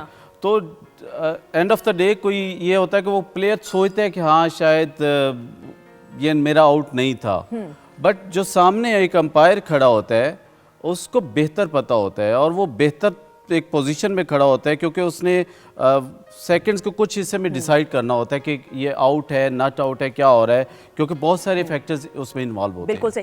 क्या बैट्समैन जो है एम्पायर को, I don't want to use the word deceive, लेकिन ऐसा हो सकता है कि कोई ऐसी स्ट्रेटजी हो जो बैट्समैन जो है एम्पायर्स को फिर उसके फैसले को इस तरीके से कर सकें कि कंफ्यूज हो जाए एम्पायर भी? या आप लोगों की तरबियत और ट्रेनिंग ही ऐसी होती है कि इन तमाम चीज़ों को हैंडल करने की स्ट्रैटेजीज आपको बताई जाती हैं? नहीं, इसमें ये होता है कि जब आप एक अच्छे लेवल पे आप कर रहे होते हैं, आपको थ्रू प्रोसेस ही चीज़ें आती हैं। आप क्लब के मैचेस कराते हैं, आप डोमेस्टिक के जो बाकी मैचेस कराते हैं, तो एक एक्सपीरियंस का कोई नेमुल बदल नहीं है और इतना एक्सपीरियंस हो जाता है कि ये क्या हुआ है, वेदर इट्स इनसाइड एज या किस तरह का ये बॉलर का जो उसकी बॉल की मूवमेंट है या उसकी सीम पोजीशन है या उसकी जो टर्न है वो कैसा है, तो आपको बिल्कुल आइडिया हो जाता है। ठीक, बिल्कुल सही। मैं कभी कभार सोचती हूँ कोई एम्पायर, गर्मी है, कुछ छींक आ जाए, कोई बुखार हो, नज़ला ज़ुकाम हो, एम्पायर को तो कभी हमने अल्लाह माफ़ी दे बीमार हुआ हुआ देखा ही नहीं है। मतलब एम्पायर को हम समझते हैं कि ये स्टैचू हैं और बस इन्होंने ग्राउंड में ही रहना है। कभी आपके साथ, और सांस भी मुझे तो लगता है आप लोग सांस सही वाला लेते हैं जिस तरह हम लेते हैं कि नहीं? नहीं, देखिए ये ऐसे जैसे रोक के खड़े, हाँ, रोक के ना, सांस भी रोका हुआ है। ये ऐसा होता है कि आपको जब आप कर रहे होते हैं अंपायरिंग, प्रेशर डेफिनेटली बहुत ज़्यादा होता है, क्योंकि एक डिसीजन पे एक टीम की जीत होती है, एक टीम की हार हो रही होती है। बट ये है कि अगर आप को कॉन्फिडेंस में, अगर आपको पता है आप कर सकते हैं तो मुश्किल नहीं है। कभी खांसी आई, छींक आई, आंख में कोई बाल चला गया हो, आंख मलना शुरू हो गए हो, तो कोई फैसला ऐसा देना पड़ जाए आउट का? ऐसा कभी मेरे साथ हुआ नहीं है। लेकिन आपके किसी कॉलीग्स में से किसी के साथ ऐसा हुआ हो? ऐसा कैसे हो सकता है कि ना हुआ? मुझे नहीं लगता कि, क्योंकि उस लम्हे को शायद ही ऐसा किसी के साथ आप हुआ अपना इतना एहतियात करते हैं कि मतलब कि अपने आप को इन तमाम चीज़ों से दूर रखते हैं, फिर यही हो सकता है। क्योंकि मुझे हमेशा तजस्सुस रहा है as a viewer, as a cricket fan, कि भाई ये एम्पायर्स की ज़िंदगी क्या होती होगी मसलन की, क्योंकि आपको तो हम बोलता हुआ देखते ही नहीं है ना सिर्फ आंखों से, but you have to be so observant as well. एक एक चीज़ को ऑब्जर्व करना, it is so important. Obviously at that particular time हमें बहुत सारे फैक्टर्स देखने होते हैं। उधर नो बॉल देखना होता है, देन उसकी बॉल की मूवमेंट देखनी होती है, कहाँ पे उसकी इम्पैक्ट कहाँ पे है, उसकी पिचिंग कहाँ पे है, उसका जो कहाँ पे उसका हिट हो रहा है, whether it's missing stumps, whether it's missing कुछ और जो फैक्टर्स इसमें इन्वॉल्व रहते हैं। तो बड़ा कुछ एक जो ज़ाहिरी बात है, आप रिप्लेस में जो चीज़ें देख रहे होते हैं तो आपको लगता है इस नॉर्मल थिंग, बड़ा आसान है। लेकिन जब आप रियल लाइफ में या रियल टाइम फैक्टर को आप देखें तो सेकंड्स का भी आप कुछ हिस्से में आपको देखना है, नो बॉल क्या है, इम्पैक्ट कहाँ पे हुआ है, ये आउट है, नॉट आउट है।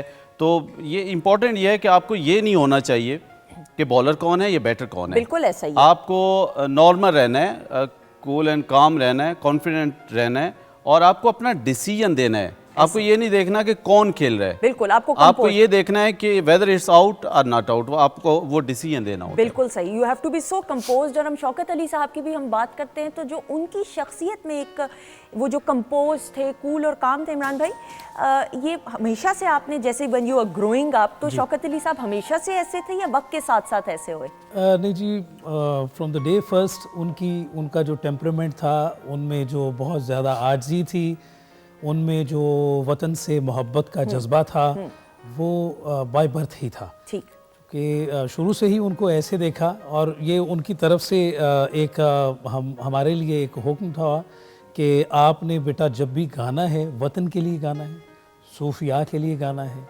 अपनी पाकिस्तान आर्मी के लिए गाना है, वाह, नहीं तो नहीं गाना। बिल्कुल सही। तो ये हमें एक वो फोकस थे, उनकी गायकी नसीहत थी ये एक जो कि आपको। अच्छा, मैंने अमीर से भी ये सवाल किया था, आपके जो भाई अमीर शौकत अली, आपके वालिद के शौकत अली साहब के लगभग कितने गाने, कौमी तराने, मिली नगमे तो हजारों की तादाद में बेशुमार हैं यूट्यूब पे, बल्कि कोई अंदाजन आपको फिगर याद है?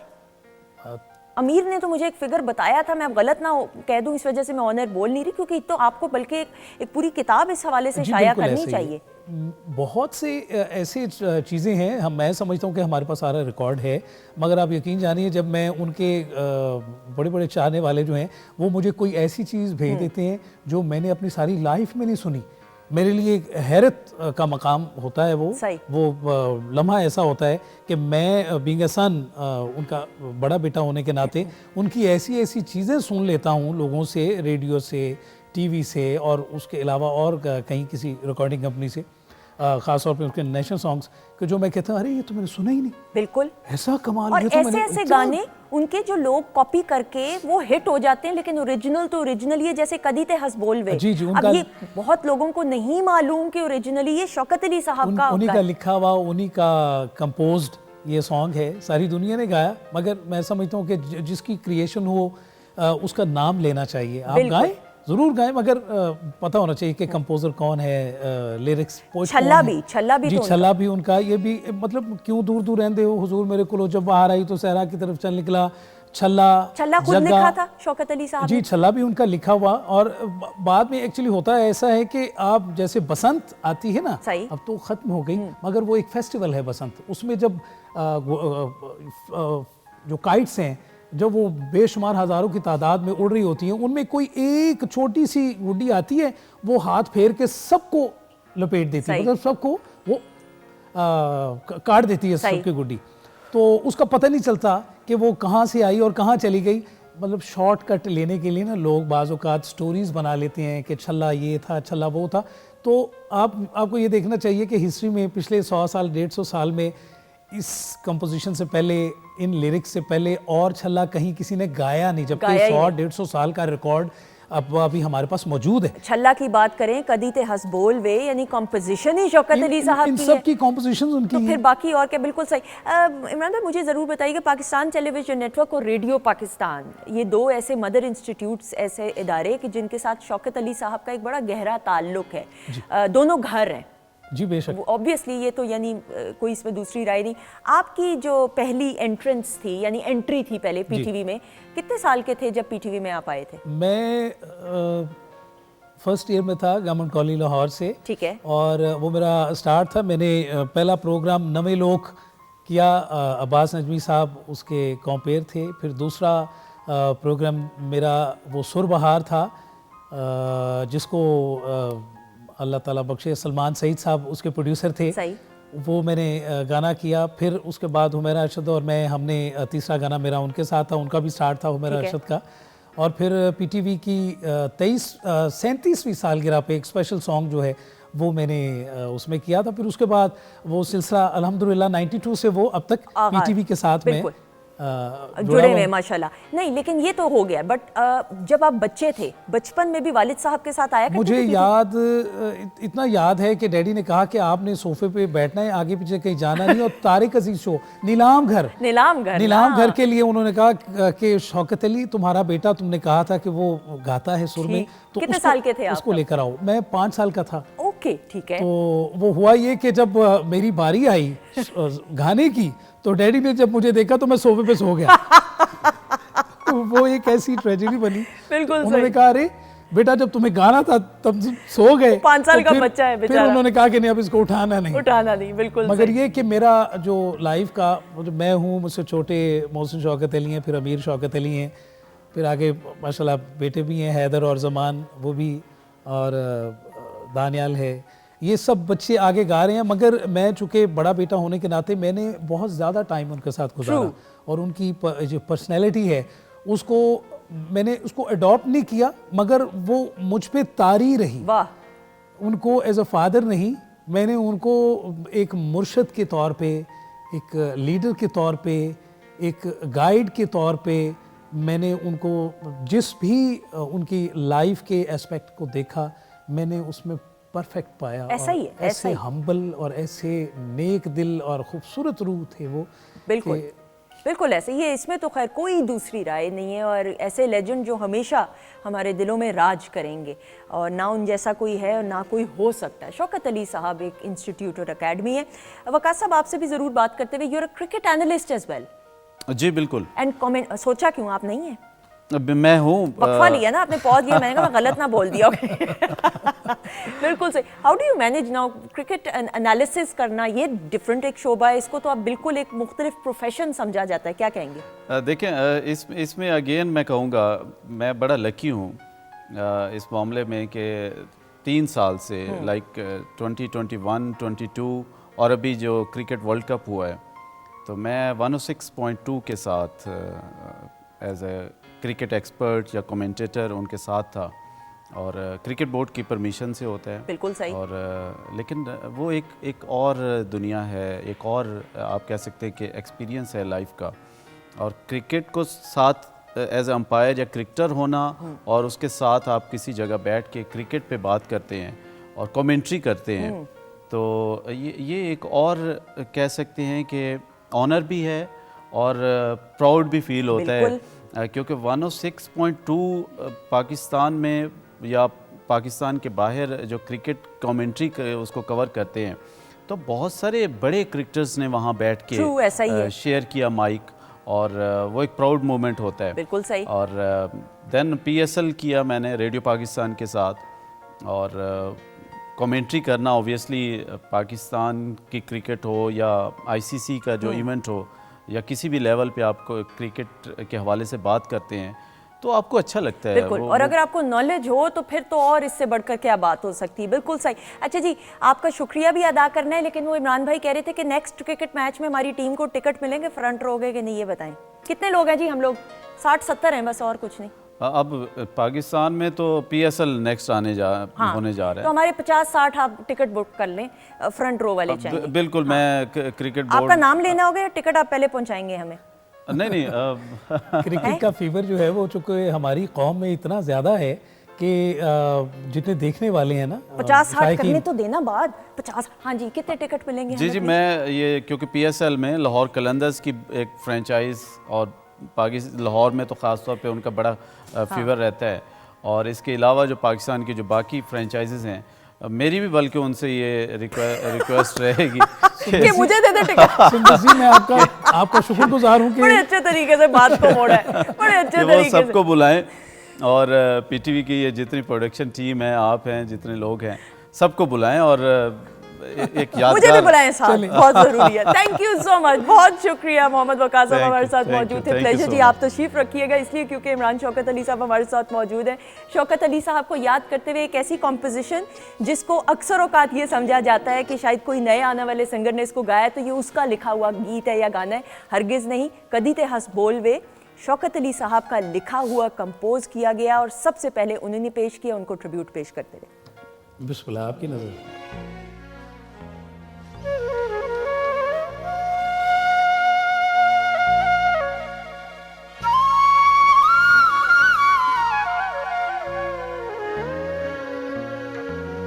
वे कोई छिलके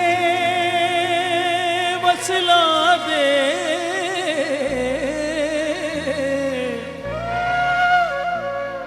ते अज कल घट लभदे बंदे चंगियां में नस्लां दे।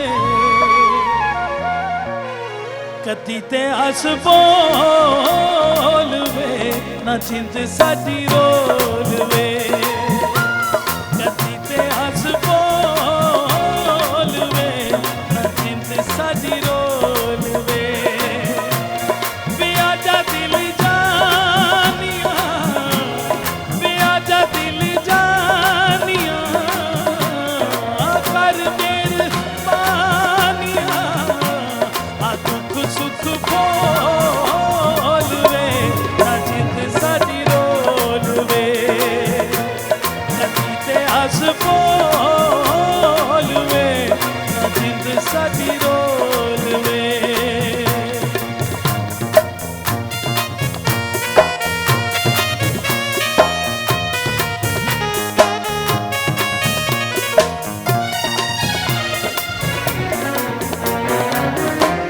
वे तेरे नाल लाके वे तेनू पल्ले पाके तेरे नाल लाके वे तेनू पल्ले पाके लुटी मैं अनमोल वे ना जिंद साडी रोल वे लुटी मैं अनमोल वे ना जिंद साडी रोल वे कदी ते हस बोल वे ना जिंद साडी रोल वे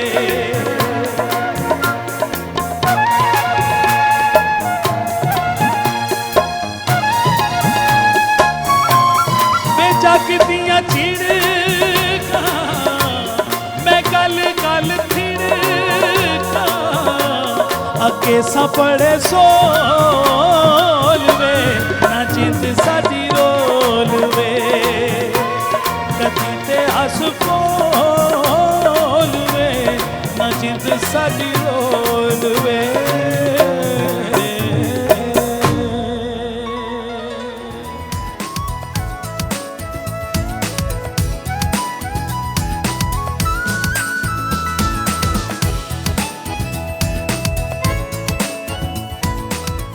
जी ख़वातीन हज़रात, हम आपको खुश आमदीद कहते हुए वीकेंड एट होम की live programming Pakistan television network Lahore centre से बराह रास्त आप देख रहे हैं। किचन सेगमेंट में प्रेजेंटेशन के लिए तमाम डिशेस तैयार हैं, बल्कि प्रेजेंट कर चुकी हैं, उनकी तरफ भी बढ़ेंगे। प्रोग्राम के आगाज़ से हमारे साथ द लेजेंडरी शौकत अली साहब के साहबजादे, बड़े साहबजादे इमरान शौकत अली मौजूद हैं। इनका एक बार फिर शुक्रिया अदा करते हुए थैंक यू सो मच। और ब्रेक के बाद ख़वातीनों हज़रात, एक ऐसी शख्सियत कि मैंने इनको कहा अगर आपसे मेरी अब ना मुलाकात होती तो मैंने सोचा था मैं आपके घर जाके पूछूंगी कि आखिर माजरा क्या है। जावेद इकबाल साहब की बात करें तो जावेद इकबाल साहब तो इज़ फैमिली। मैं तो इसलिए भी, मेरे वालिद साहब के साथ इनकी एक गहरी दोस्ती एंड ही मेरे तो बड़ों की तरह हैं, मेरे तो उस्ताद हैं। लेकिन अगर मैं अपने आप को साइड पे रख के आप लोगों की बात करूं तो जावेद इकबाल साहब का जो ताल्लुक़ है आपके साथ, और आप यकीन जाने कार्टून की दुनिया, कार्टूनिस्ट एक ऐसे, मैं अब अल्फाज ज़रा सही चुनते हुए, ऑब्वियसली जब आप अपने सीनियर्स का, मेंटोर्स का तारुफ करा रहे होते हैं तो आप फिर इंसाफ नहीं कर पाते, ज़बान लड़खड़ाती है और लड़खड़ानी चाहिए। ये वो अदब और एहतराम है जो आपका अपने मेंटोर्स के लिए होता है। तमाम के तमाम अखबारात की हाईलाइट्स एक साइड पे, लेकिन जावेद इकबाल साहब का जो कार्टून हुआ करता था और कार्टून हुआ करता है, वो तमाम हाईलाइट्स का निचोड़ है। और शायद ही ऐसी कोई शख्सियत होगी, और मुझे आज भी याद है कि ये मेरे वालिद साहब कहते हैं कि बड़ी बड़ी शख्सियात बाकायदा कहती थी फरमाइश करके कि जावेद इकबाल साहब उनका कार्टून बनाए हुए हैं। ऑनर्ड इनफ, हुकूमती सतह पे बहुत सारे एजाज़ात से नवाजा हुआ है, लेकिन नहायत एहतराम से आप इनका नाम लेते हैं। हमारे साथ मौजूद हैं जावेद इकबाल साहब। अस्सलाम वालेकुम सर। वालेकुम अस्सलाम। कैसे हैं आप? वेरी फाइन, बहुत अच्छे। बहुत नाराज़गी है आपसे, लेकिन साथ एहतराम भी है, अदब भी है, और आपकी जो अकम्पलिशमेंट्स हैं, अचीवमेंट्स हैं, वो कुछ यादें आपकी नज़र।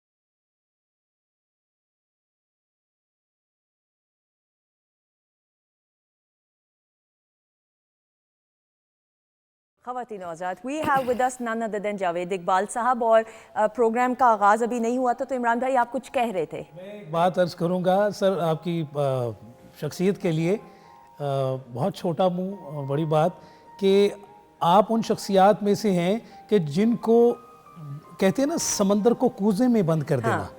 और हम लोगों ने शुरू से देखा अपने वाले साहब को बहुत ज़्यादा बाकायदगी से न्यूज़पेपर पढ़ते हुए, तो जब उन्होंने न्यूज़पेपर खोलना तो जब आपका कार्टून देख के उन्होंने कहा लो जी हूँ न्यूज़पेपर पढ़ने की लोड़ कोई नहीं, पता लग गया सारा कुछ। तो ये खासा है आपका कि you always been great inspiration, माजी में भी, हाल में भी, मुस्तकबिल में भी।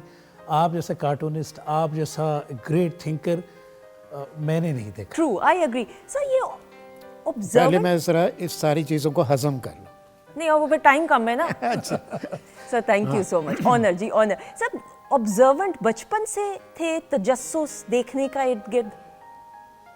मेरा ख्याल है कि सबसे ज़्यादा आपने बड़े अच्छा पिन पॉइंट किया कि ऑब्जर्वेशन ही सारी हमारा जो बेस है ना, जिस पे हम पूरी इमारत खड़ी करते हैं, तो वो ऑब्जर्वेशन है।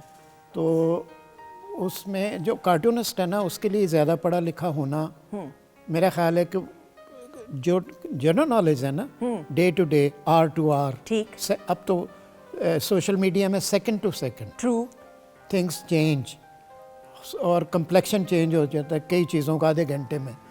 तो उसमें आपकी एक तो अब तो मैं खैर क्राफ्टमैन बन गया हूँ, 55 साल हो गए हैं काम करते हुए। माशाल्लाह माशाल्लाह। तो अब कोई अगर हो ना, आप वही आधे घंटे में कार्टून बनाना है, इतने बजे कापी ने जाना है, तो फटाफट सुर्खियाँ देखी और टेलीविज़न पे कुछ लेटेस्ट हैपनिंग देखी। ठीक है।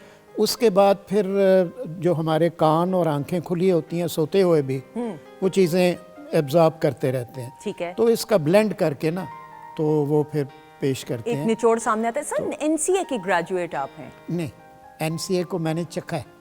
अच्छा, चखा है। 1 साल चखा है। अच्छा, 1 साल। और उसके बाद मैं फाइन आर्ट्स डिपार्टमेंट में था 67 से 70 तक। नहीं, आपने ग्रेजुएशन एनसीए से नहीं की? नहीं, इधर से की थी, पंजाब यूनिवर्सिटी।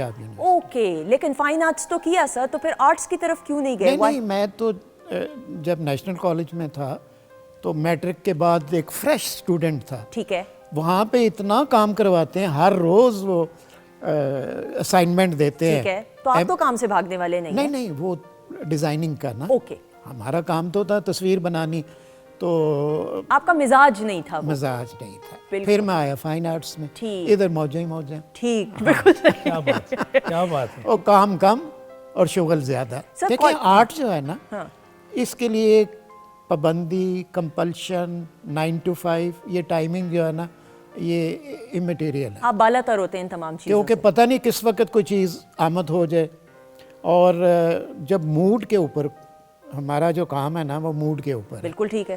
तो पेपर ना देने का मूड हो, फिर एग्जाम्स जब होते थे तो? अच्छा नहीं, एग्जाम, ये बड़ी अच्छी बात की आपने। वैसे आपने कहा एग्जाम नहीं, वो पता क्या, ये बच्चे ना ही सुने तो अच्छा है, वो कहेंगे सीनियर हमारे क्या करते थे। मैं फिल्मों का बहुत शौकीन था। ठीक है। न्यूट्रल सिनेमा के सामने एग्जामिनेशन, सियालकोट की बात, ठीक है, एग्जामिनेशन हॉल था, 2 बजे पेपर शुरू होता था, 3:30 हाफ टाइम के पहले वो पेपर नहीं लेते थे। ओके। हाफ द टाइम, पूरे 1.5 घंटे के बाद वो पेपर ले। जो ही उन्होंने कहना ना हाफ टाइम, मैंने पेपर फेंक के सीधा सिनेमा हॉल। अच्छा। तो ये जो चीज़ें हैं ना, आवारागर्दी, ऑब्जर्वेशन और छोटा मोटा मजाकियापन, या मैं शुगली, हाँ, हार्मलेस किस्म का, नॉन सीरियस बंदा। इस है? प्रोफेशन के लिए नॉन सीरियस होना बहुत ज़रूरी है। ओके। तो अब मैं वैसे, मुझे मेरा बेटा जो है ना, वो ज़ुहेब, कोई जब मेरा पुराना क्लास फेलो मिलता होगा, तुम्हारे अब्बू बड़े शरारती थे, उसको यकीन तो नहीं आता, इतना खुश होता, कहता अब तो वो बहुत सीरियस हैं। हाँ, आप तो बहुत सीरियस, जब से मैं भी नहीं, लेकिन जब मैं कार्टून बना रहा होता हूँ तो मेरी शक्लें साथ साथ बन रही होती हैं। तो मैं सारे आउटलेट उधर निकाल देता हूँ। बिल्कुल सही। फिल्म्स का शौक था, फिल्म में एक्टिंग का नहीं शौक हुआ? नहीं, नहीं, जब आप लाइमलाइट में आए होंगे तो कोई ख्वाहिश हुई? नहीं, नहीं। एक दफ़ा शुएब हाशमी मरहूम, अल्लाह ताला उनको गरीक रहमत करे, उन्होंने एडवर्टाइजिंग एजेंसी में काम करते, ट्रीट ब्लेड का एक इश्तहार बनाया। ठीक है। मेरी ऐसी ऐसी बड़ी मूछें थी, तो मैंने आके ना ऐसे ऐसे मूंछों को किया, ट्रीट प्ले। तो मैं हैरान, मरी में हम घूम रहे हैं तो जनाब आई वाज सेलिब्रिटी। देखे ना वो असल में जो इतना होता है ना connect किया, टेलीविजन पे या फिल्म में, उसका एक अपना हो रहा यानी एक होता है। इश्तिहार किया एक एडवर्टाइजमेंट इश्तिहार आपने, किया। उसके बाद नहीं किया। उसके बाद नहीं किया, पर कोई मूंछों की वजह से किसी ने लिया ही नहीं। अच्छा, वैसे वो एडवर्टाइजमेंट है यूट्यूब पे मौजूद, मैं जरूर देखना चाहूंगी। अच्छा साहब, जब आपकी शादी हुई तो बेगम के हवाले से कोई बनाया आपने कार्टून के? नहीं, आपने हमेशा ज्यादातर करंट टॉपिक्स या जो ऑब्जर्वेशंस पॉलिटिकल नहीं, वो घर की मुर्गी दाल बराबर जो होती है ना, उसका मकूला तो मेरे घर में था। अच्छा, बेगम हमारे घर में ज़ाहिर है मशरक अखबार भी आता, तो वो ज़रा फैमिली अखबार था ना, ज़रा डिटेल में एक इलस्ट्रेशन होती थी नीचे डिटेल में। आपने देखा इतना अच्छा कार्टून, तो मैं उधर बना के बैठा हूँ ऐसा पॉलिटिकल कार्टून, और मैंने कहा यार ये तो बड़ा तो, लेकिन ये है कि माशाल्लाह मेरी बेगम जो है ना बड़ी ज़हीन है। ऐसा ही है, आई नो, बिल्कुल, and she is full of humour. बिल्कुल। और अपने जो दोस्तों की महफिलों में ना बड़ा वो नहीं, मैडम का तो सेंस ऑफ ह्यूमर बड़ा कमाल है, मेरी तो जाती मुलाकात रही हुई ऑब्वियसली। हाँ, अब लेकिन जब हम, मेरा सेंस ऑफ ह्यूमर भी लोग कहते हैं बड़ा अच्छा है, घर में हम दोनों सीरियस होते हैं, ये हमारा एक मसला है कौमी। क्यों, क्या इसका हल नहीं निकाला इतने सालों में? हल नहीं हो सकता। क्यों बाहर हम बड़ा चहकते हैं, हाँ, घर में बहुत सीरियस। ये तो असल ही बता रहे कहानी घर तो मेरा हाल है, ये घर की कहानी है। कोई बात नहीं। सर, मैं आपको प्रोग्राम के बाद 1-2 टिप्स देना प्लीज चाहूंगी। अच्छा, आप 5:05 और गुजर गई 5:05 पे वो बाहर कॉरिडोर में मुलाकात होना बहुत जरूरी। सर, लेकिन हम आपके कार्टून अब माशाल्लाह मोर देन 50 इयर्स 55 इन 55 सालों में माशाल्लाह लातादाद कार्टून्स, कोई लगभग अंदाजा हो? हमने कई हजार है, फिर लोग कहेंगे कि जी ये कैसे आपने गिने हैं। नहीं, लेकिन अच्छा, दूसरे मैं अभी तो आपको ये कहता हूँ, प्लीज डोंट माइंड ये फिल्म साज जो है ना, कई लोगों के कहते हैं जी इन्होंने 275 फिल्में की। वो यार 75 साल हुए मुल्क को बने हुए, 25 साल पहले तो फिल्में बंद हो गई बननी। एक साल में कितनी फिल्में बनती थी हमारे यहाँ, तो ये जो तादाद होती है ना ये डिस्प्यूटेड हो जाती है। बिल्कुल तो मैंने हजारों बनाए। हजारों। सर, कभी कोई प्लान किया, या मेरी नॉलेज में नहीं है, मेरी इस्लाह कीजिएगा, किताब की सूरत में इसको तश्कील? अभी ये एसेट है ना, ये मेरी 10 किताबें हैं। 10 किताबें इसी हवाले से हैं? 2 सफरनामे हैं, ठीक है, एक क्रिकेट की है और कुछ कालमों की हैं, और कुछ मुंतखब कार्टून। हाँ, बिकॉज ये बड़ा ज़रूरी है कि ये एक ऐसा असासा है कि जिसको किताब की सूरत में क्यों कार्टून जो है ना ये तो हिस्ट्री है। ठीक है, ये पहले मैंने सोचा था कि एक मैं किताब बनाऊं कि जो हिस्ट्री हो, क्योंकि जो वो रिफ्लेक्शन होता है ना, जो कार्टून है वो एक सर्टेन पीरियड को डिपिक्ट करता है और उसकी हाइलाइट्स होती हैं, पर्सनैलिटीज़ इन्वॉल्व होती हैं। तो लेकिन ये है कि हम जो आर्टिस्ट लोग होते हैं ना वो सिस्टमेटिक नहीं होते। बिल्कुल ठीक है कि फ़ाइल करें, संभालें, तो चीज़ें जो हैं ऑनेस्टली आप यकीन माने मेरे ऐसे ऐसे कार्टून जो फुल साइज़ पे थे, पोस्टर साइज़ के, वो कोई कराची से कोई ख़ातून स्टूडेंट आई तो चूँकि ख़ातून थी तो वो कार्टून ले गई, वो मुझे पता ही नहीं कि मैंने कि कितनी खातून का कार्टून ले जाने से क्या ताल्लुक है? मैं बंदों के साथ तो हम कहते हैं खबरदार। ये बोले ना। बिल्कुल सही, अच्छा उसको ले जाने दिया, ठीक, बिल्कुल। तो आपको पता नहीं होता कि ये जो चीज़ आप दे रहे हैं ट्रू, इसकी वैल्यू जो है वो अगर आप कुछ सालों के बाद कैसी हो जाएगी, तब मुझे वो पता भी नहीं, खातून फौत ना होगी हो, इतनी पुरानी बात है। कितनी आप इतने पुराने नहीं, आप ऐसी बातें ना किया करें। नहीं, वो खातून पुरानी होगी। अच्छा, पुरानी हो गई होंगी। अच्छा जी, ये कार्टून प्लीज दिखाइएगा, इकबाल भाई के पास है। ये मुझे दिखाया गया है, बताया गया है कि ये इकबाल भाई, सर ये आपने पीटीवी लाहौर सेंटर का शाहकार प्रो है। ये कौन है? ये वो है जो मैं समझ रही हूँ वो है, ये वो भाई है। ये जो प्रोग्राम है ना ये हिस्टोरिक प्रोग्राम है। क्यों? इस तरह का प्रोग्राम दोबारा होना चाहिए। बिल्कुल सही। और इसमें सारे कुछ दोस्त हैं इधर। कितना टाइम लगा था इसको बनाने में? फिरदौसे गोश का जो है एक कार्टून नहीं, डिपेंड करता है बंदों के ऊपर। ठीक है, कि अगर कैरेक्टर अच्छे हैं, इंटरेस्टिंग है तो जल्दी बन जाते हैं। बिल्कुल सही। आपको हम नहीं इंटरेस्टिंग लगते, हमारा तो कभी भी नहीं आपने बनाया। खूबसूरत लोग मुझे पसंद ही नहीं।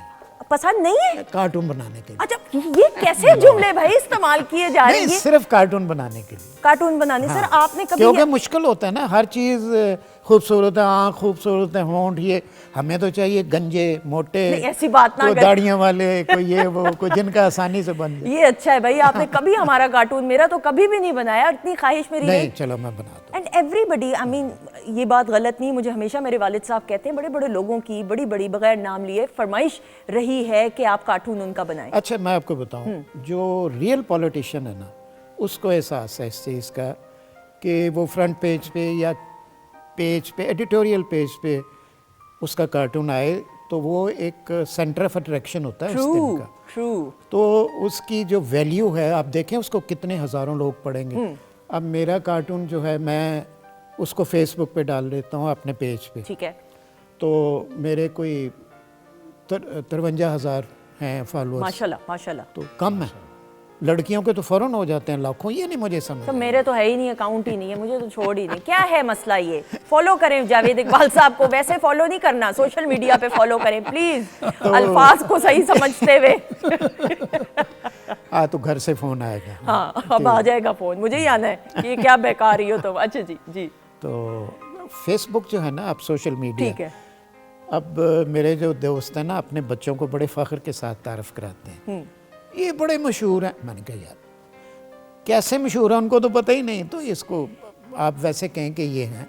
क्योंकि बच्चे जो है ना बड़े सियाने होते हैं, 2 मिनट में वो अपने वो खोलेंगे विकिपीडिया, ठीक है, या बंदे का नाम डाल और वो ऐसे पता चल जाएगा, और फिर उसके बाद वो बच्चे जो है ना, वो आपके साथ कम्युनिकेट बड़े अच्छे तरीके से। आज का जो यंगस्टर है, हमने तो आपका नाम सुनते हुए, हम तो देखते हुए, ऑब्वियसली हमने तो बहुत कुछ सीखा। आज का जो यंगस्टर है, इतनी अवेयरनेस इस प्रोफेशन, इस काम और आपकी कंट्रीब्यूशन के हवाले से कितना ताल्लुक अभी तक कायम है?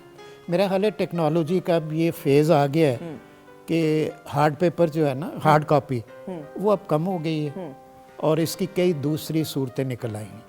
लेकिन सोशल मीडिया जो है ना, जब तक है बिल्कुल, तो उस पे उसका बहुत इम्पैक्ट है। बिल्कुल ठीक, बिल्कुल तो सही। कार्टून को बहुत लोग पसंद करते हैं पसंद। और अब बामानी कार्टून, यानी कार्टून हमारे यहाँ एक तासुर रहा है कि पता नहीं कार्टून क्या, लेकिन एक बामानी अंदाज से आप मैसेज कन्वे कर दो, इससे बढ़कर क्या बात अच्छा, हो सकती है? एक बात मैं आपको बताऊं कि कार्टून के बारे में 2-3 मिसकंसेप्शन थे लोगों के कि जिसकी बुरी ड्राइंग हो वो कार्टून बनाता है, बिल्कुल सही, या विद फ्यू लाइंस, या फिर ये है कि वो लेकिन कार्टून जो है ना, अब मैं जब यूरोप गया तो कार्टून तो एक पेंटिंग है।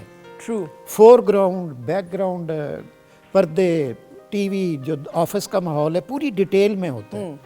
तो उसके बाद कहते हैं जी फ्यू लाइंस, वो बात ख़त्म हो गई। और क्या कह रहा था, एक तो मन से बादाम खाने, आज मैं बादाम भूल गया। आपको मैंने कहा था कि अभी आप खा लेते बादाम। नहीं ऐसी बात ही, ऑब्वियसली बात करते करते, लेकिन आप ये कहते हैं कि ऑब्वियसली वो अवेयरनेस अब वक्त के साथ साथ आना शुरू हो गई है कार्टून के हवाले से, सोशल मीडिया की भी हम बात करें, एनिमेशन भी है और इसकी चीज़ें, तो उसको डिफरेंट अब जॉनरास उसमें आ गए, ग्राफिक डिजाइनिंग उसमें आ जाए। सही सर, मुझे ये बताया गया है कि जब आप किसी शादी की तकरीब में जाते हैं तो सलामी की जगह कार्टून देते हैं। आप मेरी शादी पे आए थे कि नहीं आए थे? ऐसा तो हो नहीं सकता आप ना आए। नहीं, वैसे सन 2006 की ये बात है, बहुत टाइम नहीं, वैसे आइडिया अच्छा है। हाँ, लेकिन ये है कि अब फ्रेमिंग भी बड़ी महंगी होगी, उससे बेहतर है सलामी दे दे।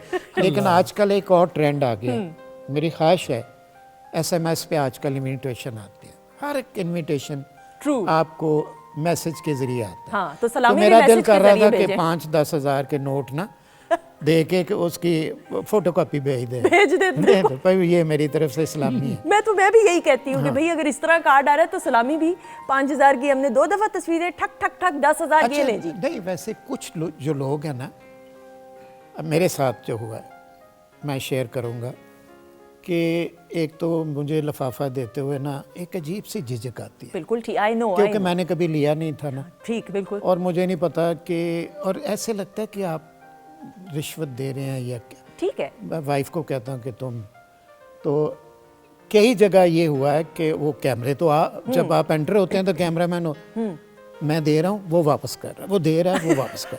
मैंने कहा यार मुझे तुमने क्या इतना गरीब आदमी समझा कि मैं, तो वो कहते नहीं आपका आना मेरे लिए आना, मैं यही कहने, वो तो रिस्पेक्ट अच्छा है कई ना? लोग जो है ना उन्होंने नीचे लिखा होता है कि please we don't accept gifts ठीक है। एंड फलाना अच्छा, फलाना। मैंने वैसे ऐसे कई लोगों को नहीं देखा, आप किन लोगों से मिलते हैं? मैं तो कभी ऐसे नहीं किसी है, से मिली। कुछ हैं, बहरहाल एक रस्म है, एक नहीं, ये तो ये प्यार बड़ी एक अच्छी है। नहीं इनका पॉजिटिव पहलू भी है।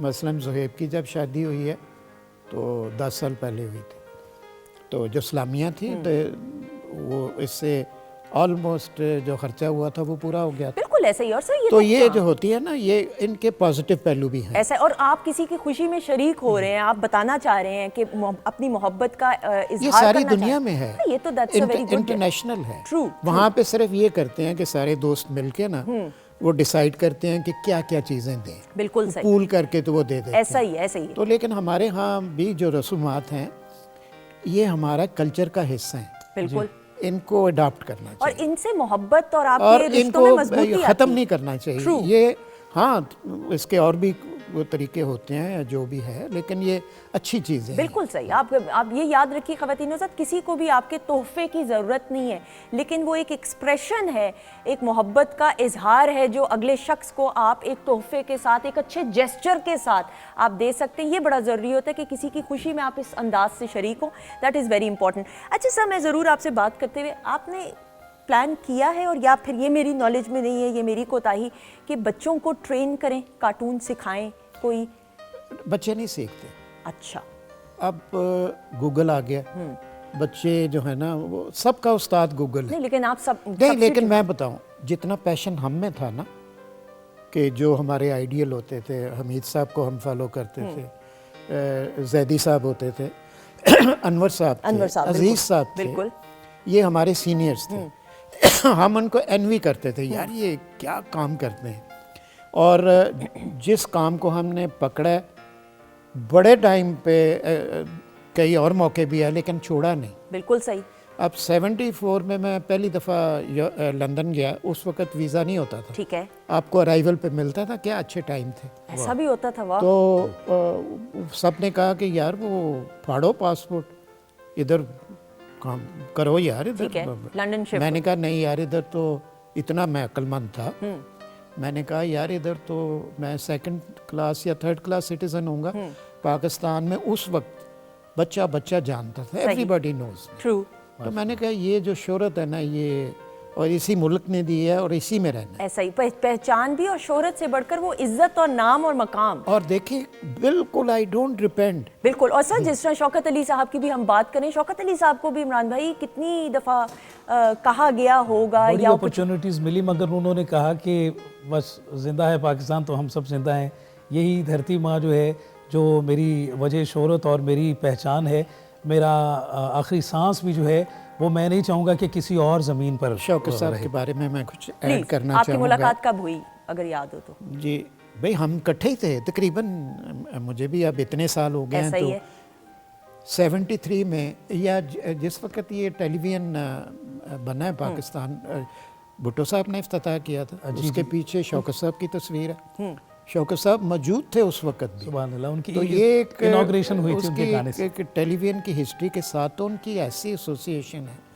फिर उनकी अल्लाह ताला ने आवाज़ में वो गर्ज दी थी। ट्रू।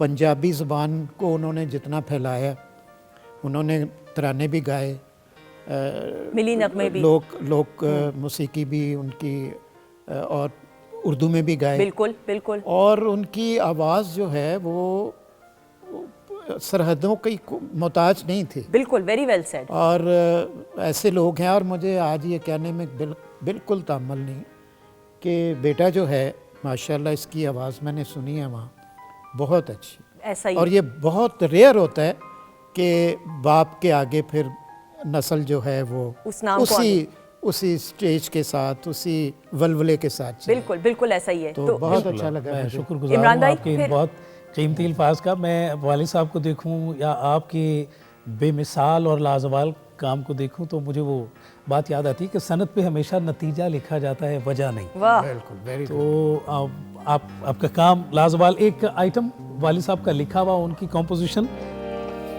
छल्ला। जी छल्ला ऑल टाइम फेवरेट, वाह।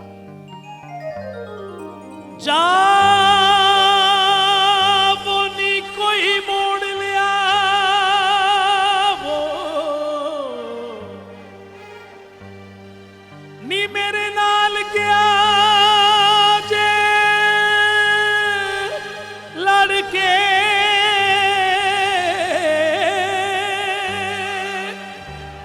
अल्लाह करे आ जावे जे सोना देवा जान कदमा विच तार के ओ छल्ला बेरी पूरे छल्ला बेरी पूरे वतन मायदा दूरे वतन मायदा दूरे वतन मायदा ओ दूरे जाना पहले पूरे गल सुन छलिया ओ ढोला ओए साड़ के की तई ढोला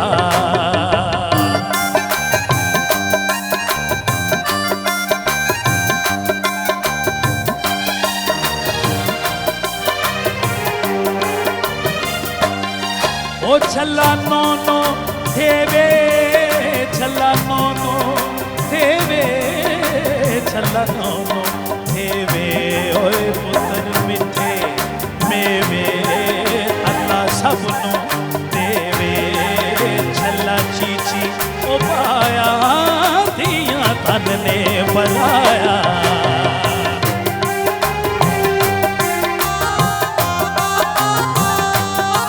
ओ छल्ला मुड़ के नहीं आया छल्ला मुड़ के नहीं आया ओए रोना मेरा तपाया तपाया रोना उमरा तपाया मले आई देश पराया ओए गल सुन चलिया ओ कामा बाकी ठंडियां निछावा छल्ला बेरी पूरे वतन मायदा दूरे वतन मायदा दूरे वतन मायदा ओ दूरे जाना पहले सुन चलिया ओ ढोला ओए साड़ के की तई कोला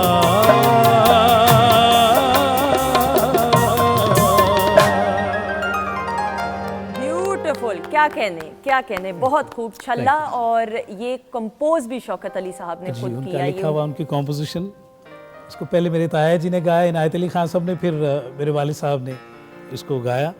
और मैं समझता हूँ कि ये एक बड़ी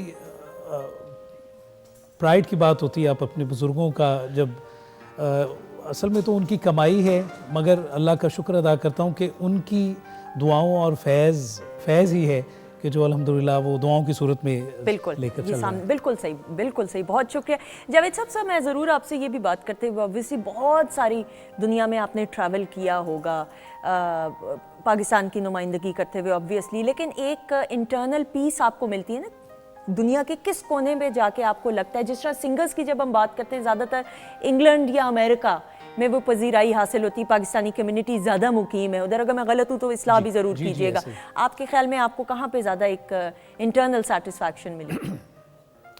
अच्छा, लंदन जो है ना, इंग्लैंड और लंदन, मैं जब पहली दफ़ा गया हूँ ना, तो एक बेंच नहीं सड़क पे बैठ के तो ऊंची मैं सांस ले रहा था। पहले मैंने आपने बाइट किया हाथ को कि मैं जाग रहा हूँ, ख्वाब देख रहा हूँ। और वहाँ की जो फ़िज़ा है ना, आर्टिस्टिक, सिंगल स्टोरी घर हैं और 400 साल बाद भी वहीं के वही आपको चीज़ नज़र आएगी। बाकी तो हर जगह कंक्रीट का जंगल है। ऐसा ही है।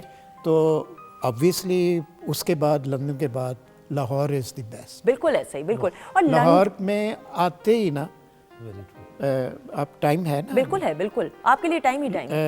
लास्ट ईयर मैं और मेरी वाइफ कनाडा, मैं तो खैर दूसरी दफ़ा गया हूँ, 15 दिन के लिए हम गए थे, ठीक है, इनविटेशन पे।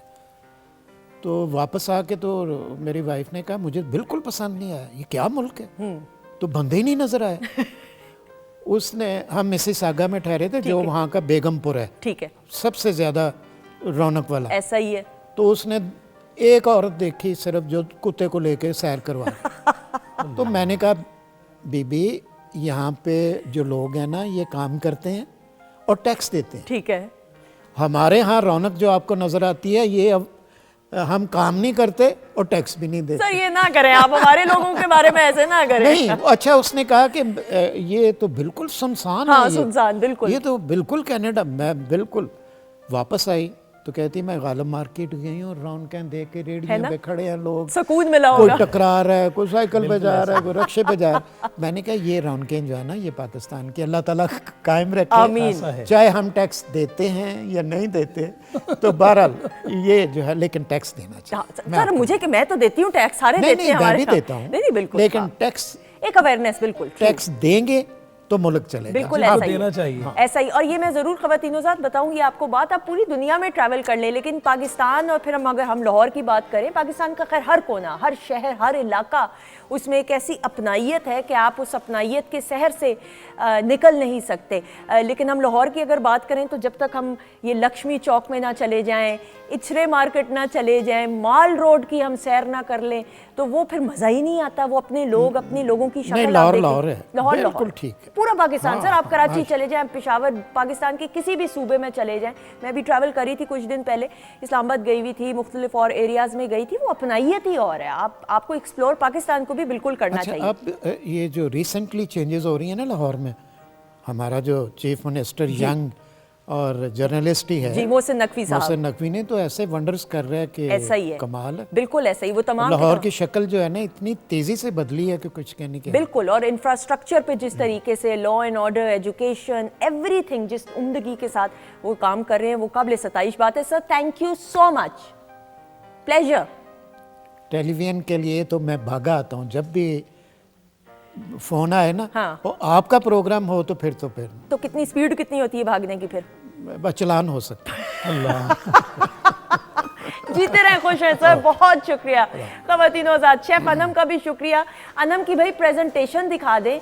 अनम ने कहा कि हमने प्रोग्राम के बाद सर्व करना है, प्लीज़ जल्दी से क्लोजअप दिखा दीजिएगा। बहुत मेहनत की है। Thank you so much Anam. Welcome. अच्छा लगा प्रोग्राम? बहुत मज़ा आया। आप मुस्कुरा रही थी बार बार जी। चले, जीती रहे, खुश है। ख़वातीनो ज़ात आपका भी बहुत बहुत शुक्रिया। इमरान भाई थैंक यू सो मच।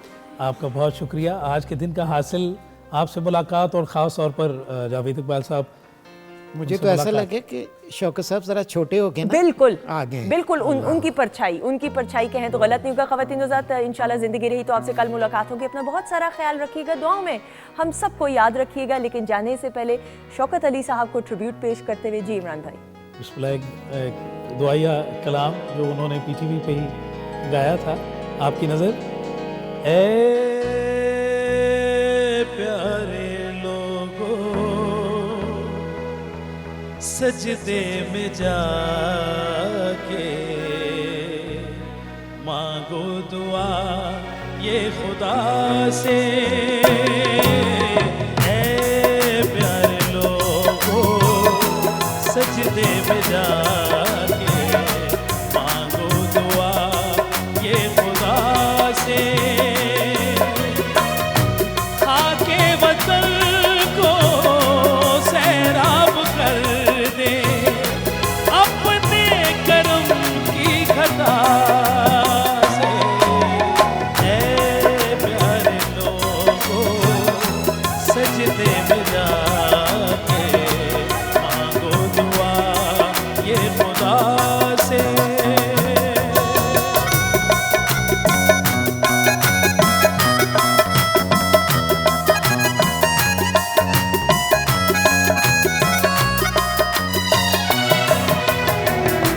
हमने किसी की तरफ कम ही देखा, हमने किसी की तरफ कम ही देखा। चमकाई खुद अपने हाथों की रेखा, हमको वतन की खूबी है प्यारी, पैरों की बातें सबा से। ऐ प्यारे लोगों, सजदे में जाके मांगो दुआ ये